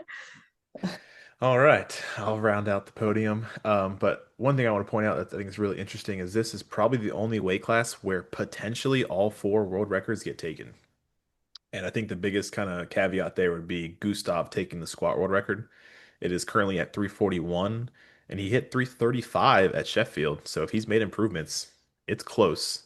I I'm don't not. think anyone's taken the 373 deadlift.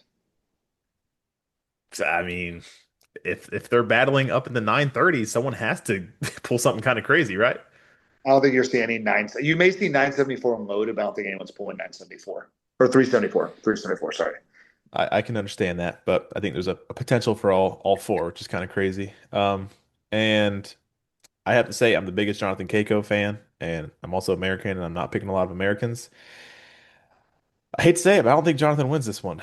And he's just super consistent and is just always coming out on top in these tight battles. But I just think Gustav is too consistent and too strong. And I think going into deadlifts, they will be pretty much neck and neck. And I think it's going to go Jonathan Keiko pulls his first, and then Gustav matches that. And then Keiko, and then Gustav. And I think Gustav's going to have the final pull. And like you said, Joey, he pulled 360, and his coach probably did not put the right number in. I mean, maybe 370 is a stretch, but like he's got some room in the tank, and I just think when it comes to absolute strength, he has more than Keiko. And like I said, Joey kind of plays a conservative sometimes with Keiko, and he's not going to be able to. He might have to load something like 260 for Keiko to bench, which is wild because we often see Keiko just chipping his own record by half a kilo each year and just slowly increasing that. I think he's got to take a chunk this year if he wants to fend off Gustav. With all that, I'm going to say Gustav pulls ahead of Keiko on his final pull for the win and puts himself in first place. Keiko falls to second. And I'm just going to say Emil has a 8 for 9 or 7 for 9 day, probably loads up a crazy third pull and just doesn't have it and falls to third place. But I think this will be the most unpredictable and interesting weight class on the men's side. All right. That's saying something for someone competing on the men's side of the meet. Yeah. All right. Moving on to 76. I'm gonna This is my weight class. I'm gonna treat like Dev 74. I do think it's gonna be a little interesting 1 to 2. I will give Cranon credit. She was my surprise of Worlds last year. I did not see her going 590. I thought she was gonna be in the like 560 range last year, and she had an incredible meet. I do know she has a lot to balance between everything she's doing as an influencer as well as trying to be a top level power lifter. Same with Carlina. She's a medical doctor down in New Zealand. And then Laura, who's kind of new to the open class at Worlds from France. Frankly, I think Crandon's going to do everything she can to catch up to Carolina. But the fact that I think Crandon outpulls Carolina at this meet, but I think it won't be by enough. I think Carolina out squats her by a decent margin, out benches her by a decent margin. I think Crandon outpulls her by 2 to 5 kilos. Unless she loads up for a swing for first, then Carolina may outpull Crandon. But I think this is going to be a fairly chalky weight class, to be honest. Disrespectful Dev agrees. I like the Uh, word coffee below. Chalky. Yeah, it's a betting term. Yeah, I didn't research anyone out of the top three. I got Carlina, Crandon, Laura. I got Carlina probably beating Crandon in every discipline, but like you said, maybe Crandon outpulls Carlina by like 2.5 to 5. But if she tries outpulling her by the 15, she'll need to catch her. Don't think that's going to be there. But I mean, a lot of respect to Crandon. Shout out America. But she kind of is like 50-50 influencer powerlifter. And I mean, she's insanely strong for someone who seemingly doesn't take it that serious. I don't want that to sound offensive. I'm sure she puts a lot of time into it, but just she kind of has two separate things going on in her social media. So it'll be very cool to see her back on the world stage, probably crossing that 600 kilo mark. But I'm not sure if she's catching Carlina.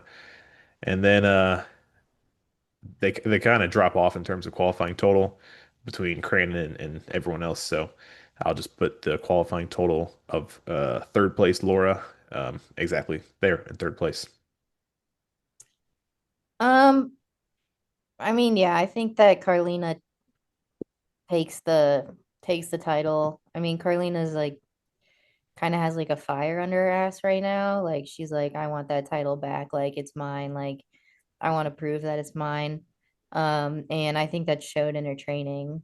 I mean, it's incredible, really. So I think she'd be quite a bit ahead of Cranon. I think if Cranon has a good day, which she has been recently having some good meets, she could total over 600. And I think the strategy for Laura is actually, I don't really think that Laura's qualifying total necessarily reflects her strength. I feel like I've seen her pull like 250 in the gym. So, and her bench is pretty big too. So if Cranon had an off day, I think Laura's strategy is to just push and push and see if she can try to take the second place from her. But yeah, I think it's down the line of qualifying totals. I don't think it's gonna change. Chalk. Joey, did you say you're chalk? Yes, I'm chalk as well. All right. That's the first time I think we've all said the exact same podium. Jackie, I think you take it away with the 105s. Is that right? Sure. Okay. So, the 105s, we have um I would say probably the favorite, Anthony McNaughton. And you can't say that he didn't come out of nowhere because he's been in the game for a long time. He qualified for Junior Worlds a couple years ago, ended up not going. I think had he gone, it would have been like one of those like OMG, this guy's crazy. Was in USAPL for a while, decided to come back and just like obliterated the 105 record with room at PA Nationals. Like he was having a great time doing it. We also, because Waskar dropped out, Keenan Lee got the reserve spot on the US team. So Keenan was competing with Anthony in this class, but from the morning flight at Nationals. So Keenan didn't really get to like engage in a head to head battle with Anthony. So now he has the opportunity to get redemption. So we have essentially a rematch in this weight class between those two. And then we also have Anatoly, who's been around for quite some time. He usually was going head to head with Ashton Ruska. But this time he has to battle with two newcomers to the weight class. Um, And then I think the totals drop off a little bit, but we have Corentin Clement and Emil Norling, which I didn't do as much research on, but Quarantine, Clement. quarantine. What did I say? I don't know what you said, if I'm being honest. All right. I will. The one thing I'll add is we also may have the best deadlifter in the world in this weight class in Dylan Sanchez. He's Oh yeah. not going to be competitive in podium. I think the more bigger question mark is, does he try to take Timur biggest deadlift ever in the IPF? He has a 400 kilo deadlift at 105 kilos. He's also potentially the world's tallest 105. But I definitely think that's kind of the other exciting factor outside of that is seeing a 105 potentially pull 405 to 412, or 411.5, which would be the heaviest deadlift in IPF history. But I do think this is going to be, I think Keenan's going to give everything he has, but I also know Keenan wasn't expecting to compete here. He had just gotten married, I think, has kind of started to pull back training, then all of a sudden got the alternate invite. So the question is, how quickly can he ramp up training? I do think this is a key weight class to potentially get that second round Sheffield invite, though, potentially. Yeah, I was gonna add that. I think I think it's kind of chalky with the top three. I think it'll be cool to see Coco Clements and Emil Norling kind of rematch. They had a pretty tight battle at Euros. Now they'll both be on the world stage. But in terms of top three, I think Anatoly is probably taking that third pretty confidently. He could potentially take the squat world record back from Ashton. One thing to mention that I haven't talked about yet, it's kind of crazy. On the men's side, the squat world records, an American has every single squat world record except for the 59s. I don't know who the 59 guy is, um, but it's kind of crazy that Kevin Gray from Australia has the 59 record, which will probably get taken from Kasim-san. But Jonathan Garcia, Austin Perkins, Russell Orhe, Gavin Aiden, Ashton Ruska, Dennis Cornelius, Jesus Oliveras. Americans are dang near sweeping the squat world records. So had to say that because I'm American. Go Dev, America. why didn't you get the American squat gene like the rest of them? Hey, chill, chill, chill, chill, chill. I let Dennis save that one. But I think the more interesting battle will be between Anthony and Keenan, although I'm not sure it will really be too much of a battle because Anthony is just so much stronger. I'm sure everyone will be thinking, will he out total the 120s? I don't know, but he has probably the potential. I'm glad you said it, Dev. I know someone's gonna bring it up. Um, you guys are welcome to talk about that before your podiums, but I do want to point out that Keenan got the invite late from the Waskar dropout. Keenan did just get married, and he has posted that he was like quote unquote in his Fat Thor mood. He was kind of not in the mindset of competing, maybe. So it just seems like he's coming from a not an ideal spot, and he has a shorter time frame to turn it around. And coming off PA Nats, his last pull, I think he tweaked his adductor.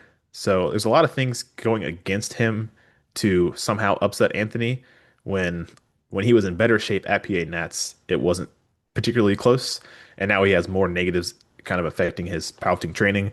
So I don't see how he would close that gap. So I think it's pretty chalky here with the qualifying totals. I think McNaughton claims his first world championship, which would be pretty sick, with a pretty high total. I'll turn that over to you guys to debate if he out totals the 120s. And then I think Keenan Lee can secure second place. And specifically what you said, Joey, I think is really important here. I think Keenan will likely see what Ade has done because I'm going to pick Ade to finish behind Joey Bones. And Keenan will see if I can beat my world record by more than Ade did, I can secure my spot to Sheffield. So I think he will be thinking about that. And then I think Anatoly will enjoy his third place with these two newcomers just being too much for him to catch.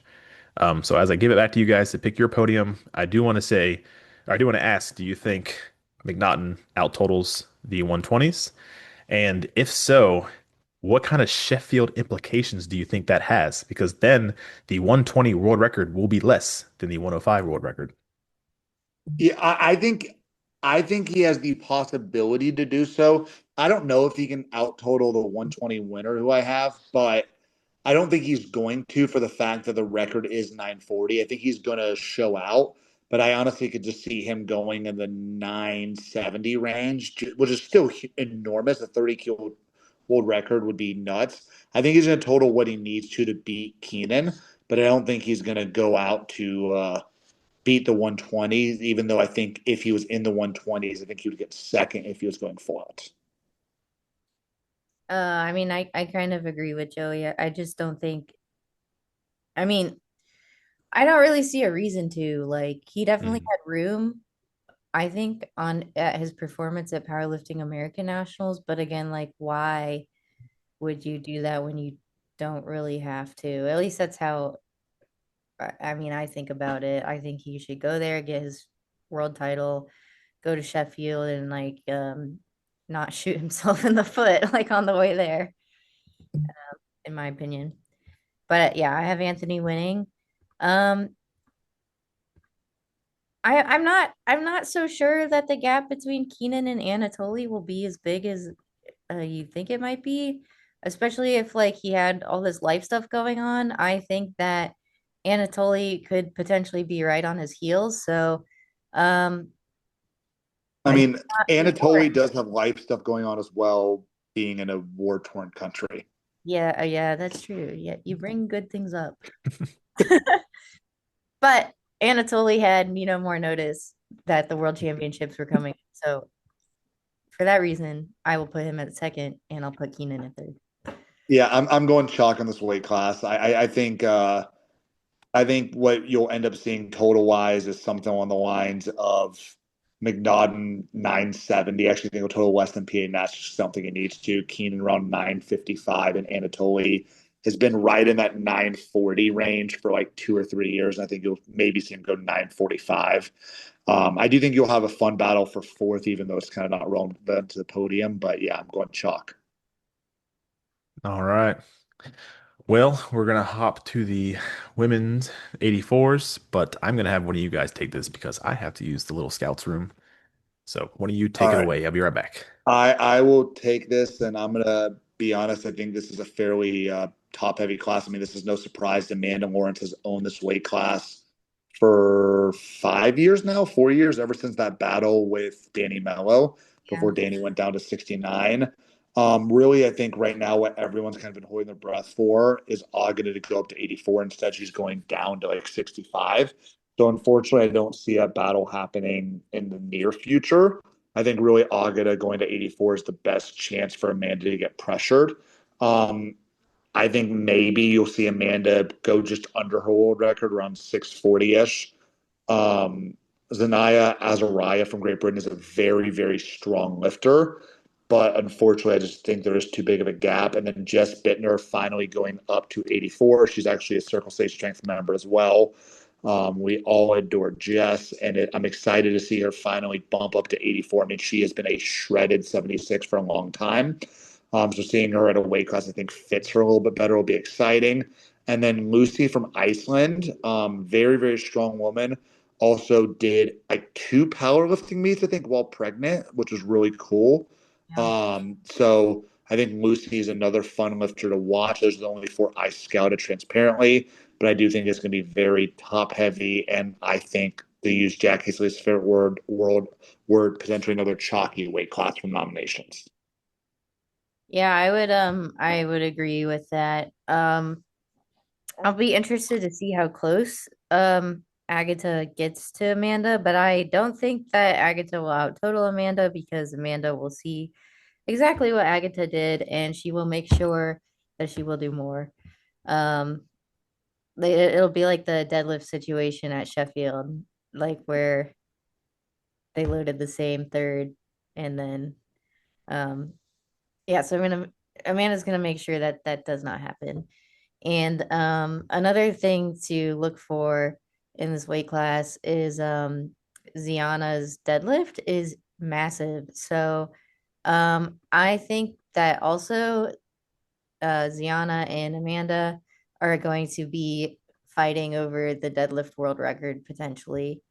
Um, It's crazy to have Jess in a weight class and not have her being talked about as the world record deadlift. It's yeah. fun how far the sport's gotten since her 260 at Sun City. Yeah, that was like one of my favorite moments to watch in powerlifting was like It also may go down as the last time anyone's beaten Agata ever. It's Jess beating her on body weight at Sun City, South Africa, because I just don't know if Agata can beat again. Yeah, that was crazy. Um, but yeah, I'm agree with you that I think it's gonna go down the line. I don't think Ziana's gonna be able to touch Amanda, and I think that Jess needs a bit more time to grow into the weight class before she gets to Ziana. All right, chalk. I'll have to highlight that. It's a pretty cool accolade that Jess has beat Agatha head to head. I actually forgot about that. That'd be my Instagram bio if I did that. Um, The last person to ever beat Agata.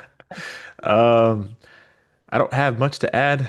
I agree. It is pretty chalky. I think Amanda will make sure she out totals whatever Agatha puts up the day or two before, just for that ego security, which isn't an insult. I do the same thing. Um, Ziana, I was not familiar with her. I was not familiar with her game. She is insane. She flew under my radar since an hour ago. She's insane. Um, I think her lifts are just going to be too much for anyone in the field. Jessica Bittner and down to catch. So I think she's pretty secure in her second, and will just pretty much have a field day of how big can she PR her total because no one's going to catch her, and she probably can't catch Amanda. So she's in a pretty cool spot to just have fun and put up a big PR total. And then Jess Bittner nominated third. I don't really have inside info, but I trained with her and she moved up a weight class, which is exciting. I'll just say I expected her to kind of get a bigger bump in her total than I think what is happening, which she probably also thinks the same. But as a fan, I would think that she'd be a little stronger than what she is, but obviously she's a world champion, so I'm not going to count her out on putting herself on a podium. But I did not scout for fourth place qualifying total and down, but I did see they all are within like 10 to 15 kilos. So if Jess is not having a good day, there's no reason someone couldn't upset her. But I will go chalk Amanda, Ziana, Jessica. Hey, shout out from the Canadian forklift to now the Circle City forklift. Hell yeah. All right, Dev, we will let you talk about the 120 class. You will not actually. I will not give my input on the 120s. I won't walk away like Jackie does, but I don't think I don't know. It seems odd to kind of pick apart my opponent's trainings and say, I'm going to do this and they're going to do that. All This is how right, it's going to now fall. I'll talk about the 120s then. So I do think it is not uncommon to say that I think Nonzo is the favorite. Nonzo has the biggest pull and is also only 20 years old. Nonzo's training looks insane, 965. ETN has a huge deadlift. He almost did bomb out of last Worlds on bench though. So the curiosity to see if either one, if it was a temp selection or if just meet performance and peaking didn't go as possible. Dev, obviously on this podcast and a member of our gym, has a huge bench. You'll probably see this bench before this is posted. Benched 270 with a very long pause from one of our members and referees at the gym. So I do think the bench world record is going to be broken by Dev. You posted your deadlift, correct? Yep. Yeah, the 372 pull, which I think is the best Dev's pool has looked really since USAPL Ron Nats in Utah in 2023. Memphis. Or Memphis. Yeah. Sorry. And then you also, I mean, to be honest, this is the most stacked 120's been in a very long time. Below the top three of Muhammad from Algeria, Hold Majid on. Pause. Soulman. I will speak on Mohammed. That total is made up. He did not total 940. I assume so. I didn't think 940 was something he in his realm. And is that completely factual? Like, I believe it is confirmed that that was not a real total. okay, Majid Soliman with a huge pull himself from Great Britain, and then Joseph McDonald from Trinidad and Tobago, who actually didn't he beat you at NAPF, Dev? All right, chill. We were in different divisions. He had half a kilo more on the total. Come on. And then Bryce Krachev, who's been in the sport for a very long time, very strong lifter. I don't see him being relevant in the podium chase, but he is always a blast to watch. Jackie, what do you have to add for the 120s? maybe not much to add, maybe to narrow down. I think it's gonna be between Nonso, ETN, and Devin. I don't really see anyone else slipping onto the podium. But that being said, I think each of them has their work cut out for them. I think it's going to be very close. Cool. I will start being unpopular and start with the podium. So I'm going Nonzo one. I just think he has too big of a pull. I think he's going to load whatever he needs to win, and I think he's going to hit it. Love you, Dev. I have Dev in second. I actually do have Dev breaking the world record total and going like 979, 980. I just don't know if it's going to be enough. And then I actually don't agree with Jackie. I have Majid Soliman sneaking into third place. ETN's training versus meet just isn't consistent enough for me. And seeing as he almost bombed at last world, I don't trust that he'll hit enough lifts. Plus, I think with ETN's pull, I think he's going to try to load to swing for Dev or Nonzo, whoever he. I don't think he'll be in range to swing for Nonzo, but I think he'll try to swing for Dev and miss. And I think Majid will sneak into third place. But I do think we'll have both Nonzo and Dev breaking the world record total, and then Majid coming in third, right around that 950 to 960 range. All right. Um, man, this was a close one. Um, I think that I have Nonzo in first place.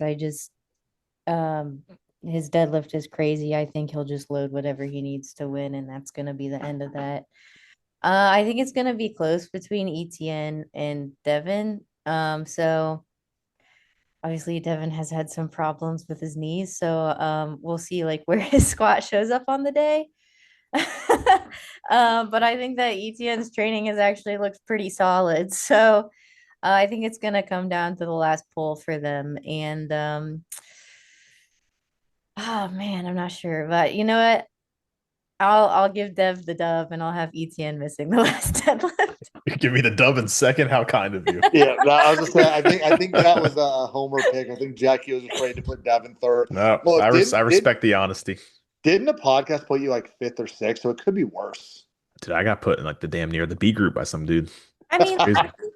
I think they just looked at like your powerlifting America total and they were like 945.5, but like you just loaded what you needed. And that But was, no, I was gonna say also Dev slept in a hospital bed the entire prep for yeah. PA Mats and didn't even know if he was gonna go. So yeah, the 945.5 is not indicative of Dev's strength. Honestly, I don't even know if his 960 PR total is indicative of his top end strength. I will say kind of the dark horse in this weight class did not get posted on his page is Joseph McDonald. I think he's the dark horse. He at NAPF took a huge jump on squat, like a 20-kilo jump and missed. So he takes some big jumps and left a lot of kilos on the total. I think he's a person that could potentially try to sneak into third. I still have him coming in at fifth, but I think he is the dark horse that potentially could go 945 to 950 on a great day.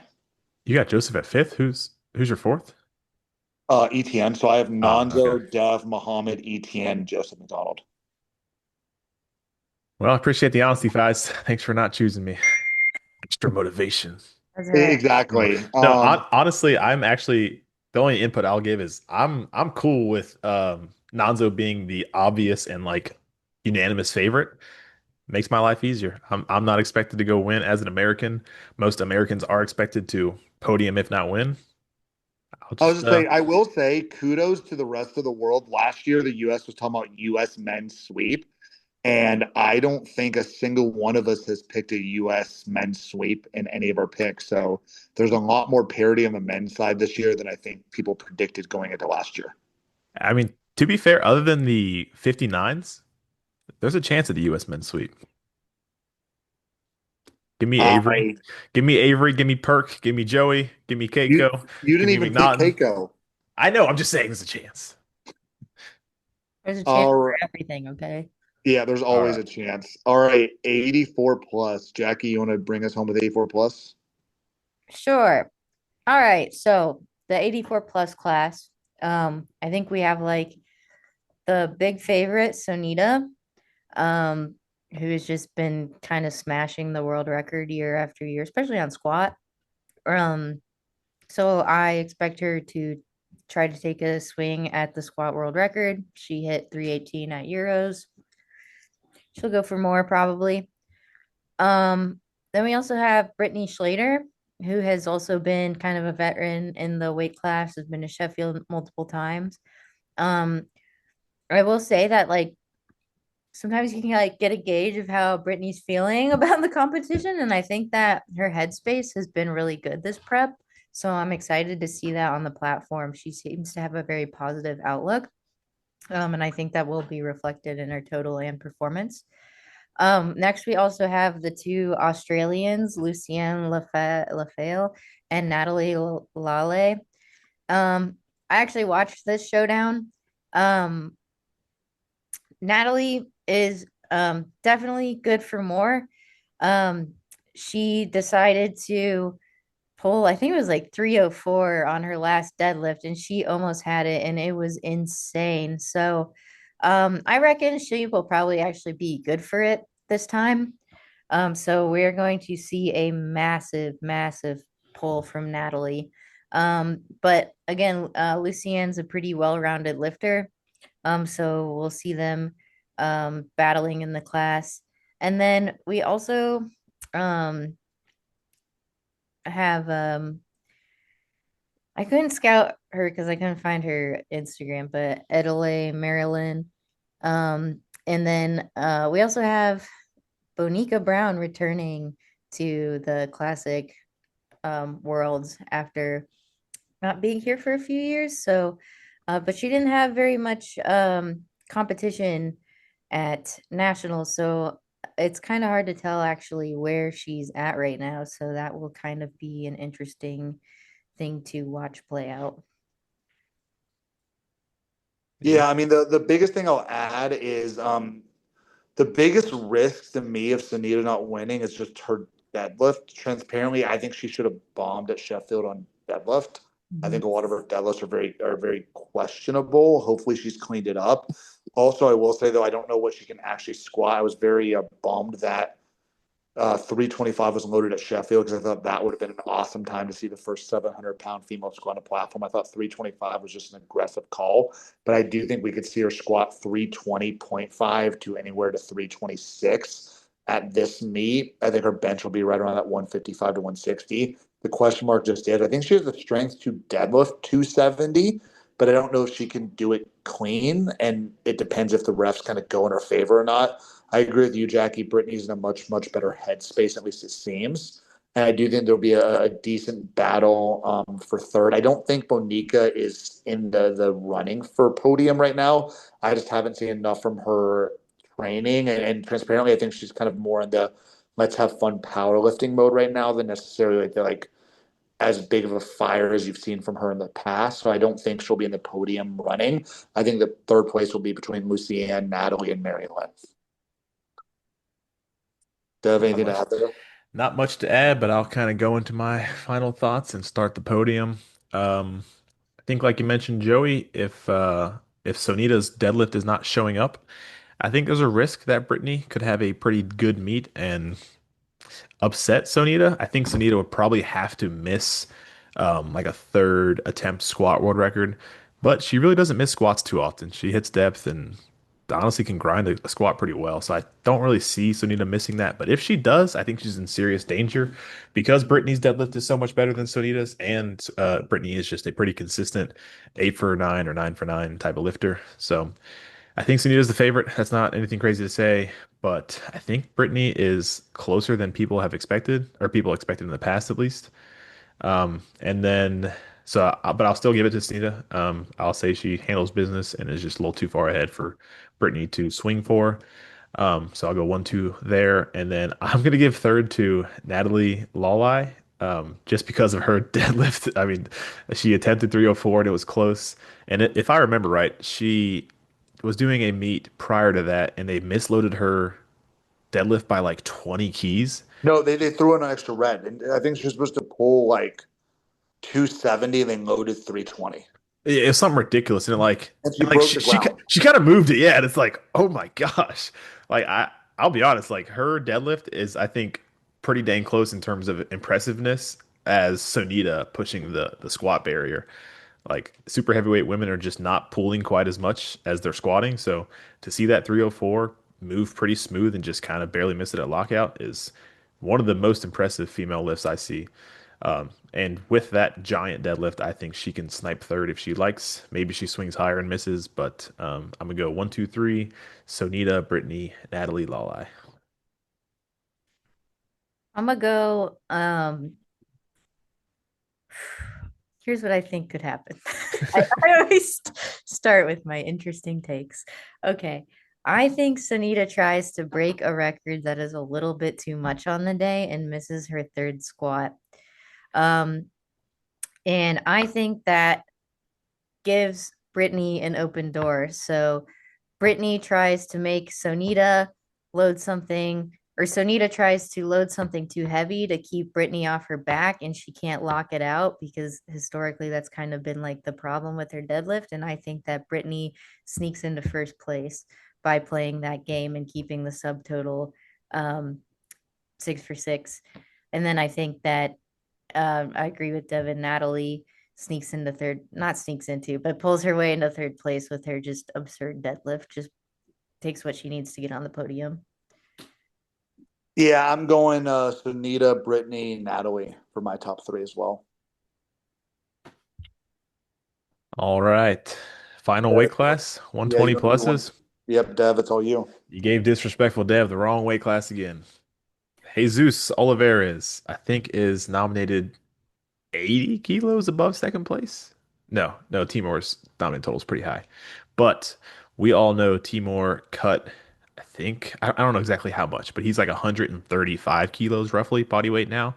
I'm not sure historically what he had been, but the most important part is he cut a lot of weight and he is no longer remotely close to his strength that he used to be at. So Timor was always a Hail Mary away from even giving Jesus a run for his money, and now he's just there's absolutely no chance that Timor upsets Jesus unless Jesus bombs out.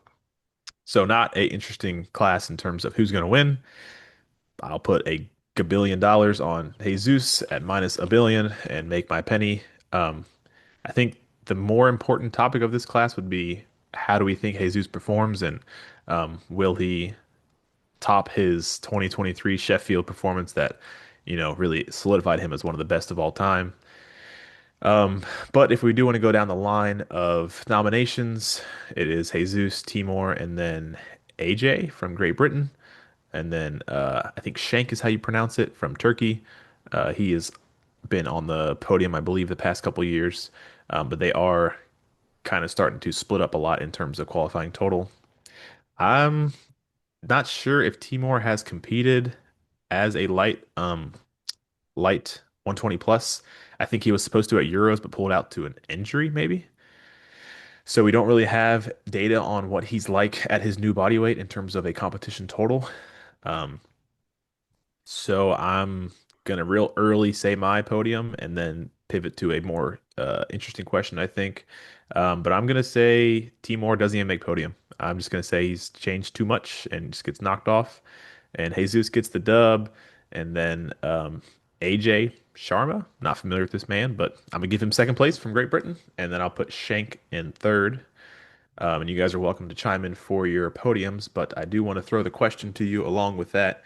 Do you think Jesus can put up a personal best? I believe he is on record saying he's not going to be holding out for Sheffield in terms of saving records or anything like that. He is going to go all out and put his name back on the map as the greatest of all time, which a lot of people still believe he is. But when you only have a great performance once every other year, you have some short-sighted people who uh, no longer think you're that guy. So I think Jesus is going to go all out. I don't think he's going to save anything. And I think, I don't think he's going to squat his own world record and break it. But I think he'll put up something pretty heavy and obviously bench heavy. And then I think the interesting part for Jesus is I think he's going to try to take the all-time deadlift record. But I think the all-time deadlift record for the 120 pluses is no longer going to be the all-time deadlift record in terms of absolute. I think Nonzo or What's the 105's name? I'm blanking. Mm. The 105. Um, Dylan. Dylan Sanchez. Goodness gracious, I couldn't think of it. I think Nonzo or Dylan will probably pull more than whatever Jesus pulls. So I think it'll So be interesting to see, but I'll throw that to you guys. I did just watch Jesus's 400 kilo triple on deadlift. Funny enough, my first question was because of Jesus's massive total at Sheffield, was there a risk of him not breaking 95% for Sheffield and still winning easily? Because 95% for Jesus is still 1,095, which is just insane. That's the like he has to go 1,095 just to qualify for Sheffield. But after watching that 400 kilo deadlift set, I know at times he has trouble with soft knees, but I think at minimum he'll pull 400 to 405. I do think he'll be swinging for like 415 to 420 and to beat whatever Dylan Sanchez does because I agree. I think he'll outpull Timur. I will say the thing about Timur is his training is insane. He does. He did 350 kilos on squat for 30 singles. He deadlifted 380 for 11 singles. Not like none of them were to comp standard. But just the way he's training out in Georgia is some of the nuttiest things I've ever seen in my life. Just as far as like amount of sets at weights. But I am gonna go chalk on this one. I think it's gonna be Jesus, Timur, AJ. I don't think Shank has enough to catch AJ, and I don't think Timur lost nearly as much as Dev does. I think he'll still be in like 1,030 to 1,040 range. I don't think Jesus breaks 1152. I could see him like around 1130 and 1140. And I think AJ will be right around like 11 or 1,010. Mm. No, I'm not gonna put any more input, but I'm not saying Timur lost a ton of strength. I just have no data point on what he's at now. Um, so just want to clarify that. Go ahead, Jackie. His training makes it really hard to scout. I'm like, what can I gather from this? Like, what does 20 singles tell me? I don't know. Um, but yeah, I agree with Joey. I'm just gonna go chalk on it, and I'm just gonna assume that the 20 singles is working for Timur. Even though he's come down in body weight. Is his long-term plan to like become a 120? I think that It, was his you know, goal, but I don't know if he can make it. I don't think he can. And his strength cut was insane, like how much strength he lost. So, Hmm. and I think a part of it was just being healthy. He was just a big dude, and that much weight is just not healthy. Yeah, I mean, 132, he still has 12 kilos to go. Even thinking an aggressive gut cut, water cut, you'd have to lose another like 6 to 7 kilos of like body weight, which is not an easy ask to then keep over 1,000 kilos strength. Yeah. I think that Jesus will load up what he needs to beat his Sheffield performance, but I'm not sure that the lockout will be there because it's like right when he locks out, his knees soften, and I just don't know if that's gonna fly. I don't think I answered it, but I'm gonna give Jesus the nod on him breaking his all-time best. Just because I want to see it. Hey, love the Well, honesty. All right, so I think that's it. who now do we think is going to get the um first or like the second round of Sheffield invite for both men and women? Who's the best second place finisher, in other words? Yes. I think that I already kind of hinted at it, so I'll lay the field here. Um, in terms of the world record, second place in like 66, I think is going to be pretty far off. Second place in 59 is pretty far off. 74, very far off. I think 83 is kind of the first place we can really consider the second place person being at a reasonable percentage to the world record. Um, and whether that's Joey or Ade, I picked Ade to finish second, so I'll say he is the second place finisher. I didn't crunch numbers, but if he goes even like 880, that is, I don't know what 10 kilos is on 800 in terms of percentages, but that's going to be a pretty decent chunk over the world record. I think the next place we could look, I think the 93 second place finisher will be barely over the world record, if over the world record. So I think more importantly, the 105. I think we're all assuming Keenan finishes second. Um, he obviously has a higher total to put kilos on, but I think he can break the 940 world record, 940.5, whatever it is. He could break that by more kilos than Ade can. But percentage wise, it might be pretty close. Um, and then I think if one of those two doesn't have a good day and set that bar, I think the 120s are probably the next in line for second place to be close in terms of world record percentage. Because I definitely see the top two 120s breaking the world record, but I'm not sure if it's by the same percentage that the 83 or 105 second place finisher does. So, with all that yapping, I will say Keenan Lee knows he's not going to catch McNaughton and changes his game plan to snipe whatever the current requirement is for the best second place finisher. And on the female side? Didn't even think about that. When do you guys Wow. talk about males before I start brainstorming who I Uh, think? all right, I'll go with both of mine first. I actually agree with Dev. I think it's a three on the men's side. I think it's going to be between 83s, 105, and 120. I don't think 120s are going to be there just because I think second place in the 120s is going to be right there around the 980 mark, which would just break the world record. And I think the 83s and 105 second place will be marginally over. I agree. I think Keenan has the advantage because he's going to know what percentage I have Ade being, but whoever's second for 83. But I think just with him being on his words as Fat Thor correct, I don't know that he's going to be at where he was at PA Nationals. So I'm going to go Ade on the men's side, getting the second round invite. And then on the women's side, I think it's going to be the 63 key. I think the best chance for it not to be 63 would be 47 if both Tiff and Heather balled out, especially with 47, the numbers being lower. So percentages have the opportunity to be higher. But realistically, I do think it's going to be the 63 kilo class. And whoever gets second, with based on my predictions, I'm going to go Alba gets the second round invite for the 63 kilo class for the women. I'll chime back in with my women's pick real quick before you go, Jackie. At a quick glance, my first thought was the 47s, and that's going to be my choice. I will say Turbo Tiff beats the world record on her final pull, and then I'll still give Heather the win on a bigger pull, but I'll say they both go over. And the women's side is much more interesting in terms of who can get that second place. I think the men's side was like four weight classes where it's just not going to happen. I think women's a little more spread out. So I'll say Turbo Tiff in second place grabs the auto invite. Um, I think that for the men's side, it's probably going to be the 83s. Um, for all the reasons that you guys have specified. And then I keep going back and forth between the 47s and the 63s. Like I could the only right, it's like there's a trade-off, right? Because like you could try to load something to win, or you could like load something that you know is going to be like probably a Sheffield invite. And so I think you have some decisions to make, and I think that if you're competing, you should probably talk to your coach about that.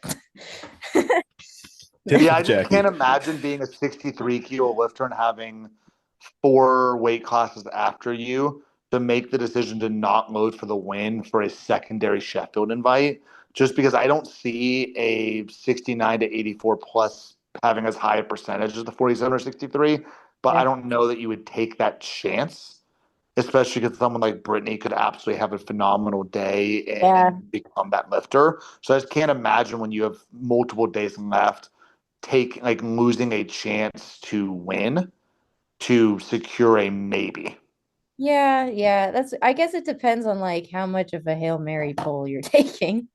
Yeah. So are I think it's you very going situational. 47 or 63? Shit. I'm gonna go 63. 63. All right. So that is IPF World Preview. Do you guys have anything else to add? I think that's all the interesting stuff. We could debate who gets the wild cards, but I think it's way too early for that. And we're all going to say Rondell plus whoever goes crazy at Worlds. So I think we wrap it I up guess there. the last thing I'll say is, and this will probably be we could probably do an entire podcast on Sheffield previews or Sheffield wildcards is, do they take someone from one of the regional competitions like NAPF? I know you have like Jackie doing it, you have Taylor Atwood doing it. I've heard some rumors of other good lifters doing NAPF or like a Euros, Asias? Do we see someone from one of those regional championships who didn't make Worlds get into Sheffield as well as potentially Rondell? Or do we just see it from Worlds? Yeah, I'm gonna total 627.5. That is actually a really good question, though, Joey. Because I want to say they're going to favor the world competition more than the regionals, but I think with how many American lifters are going to NAPF with the goal of doing something crazy to get a wild card, it would be crazy to see nobody like Taylor Atwood, Russ, no Well, one because go to if NAPF. Taylor goes 880 at 83 and Ade gets second at like 878, 877, I don't know how you don't put Taylor in from an APF. I honestly see the opposite. I I would say mean, Ade going head to head and being slightly behind would be more important. But again, this is really just kind of whatever SBD thinks. right, I mean, like Gavin Aiden broke the world record and did not get a wild card. Yeah, but Gavin was also a wild card the first two Sheffields. You can only get a wild card as the same individual. So like Yeah. I feel like you can't get the same person the wild card every single year. Yeah, And but then like Penna got the wild card and he was like third place behind Jonathan Garcia. And so I mean it's So transparently, I think that was a geography thing. I think it was just France is so close and so easy for him to get. Plus, Pan is such a popular lifter. I think yeah. that was more of like popularity and geography. But popularity wise, there's very few lifters globally as popular as Taylor Atwood. Yeah, I agree. I mean there'd definitely be a Like popularity Taylor and contest. Russ would be probably the two most popular lifters in the world. they heard out Yeah. of NAPF and they decided to roll up. Yeah. Yeah, but all right. Well, we'll probably be back with probably not a world's recap because we're not that disciplined, but maybe a NAPF slash Rising Tide slash World Games preview sometime in a couple months. Yep. Sounds good. And good luck to Dev at Worlds and Jackie at NAPF. So Dev, prove our predictions wrong. Yep. Screw you guys. Well, not the viewers, Jackie and Joey. Thank you all for tuning in to Between the Sets. I hope you enjoyed our second episode, and we will catch y'all later. Bye. Good night.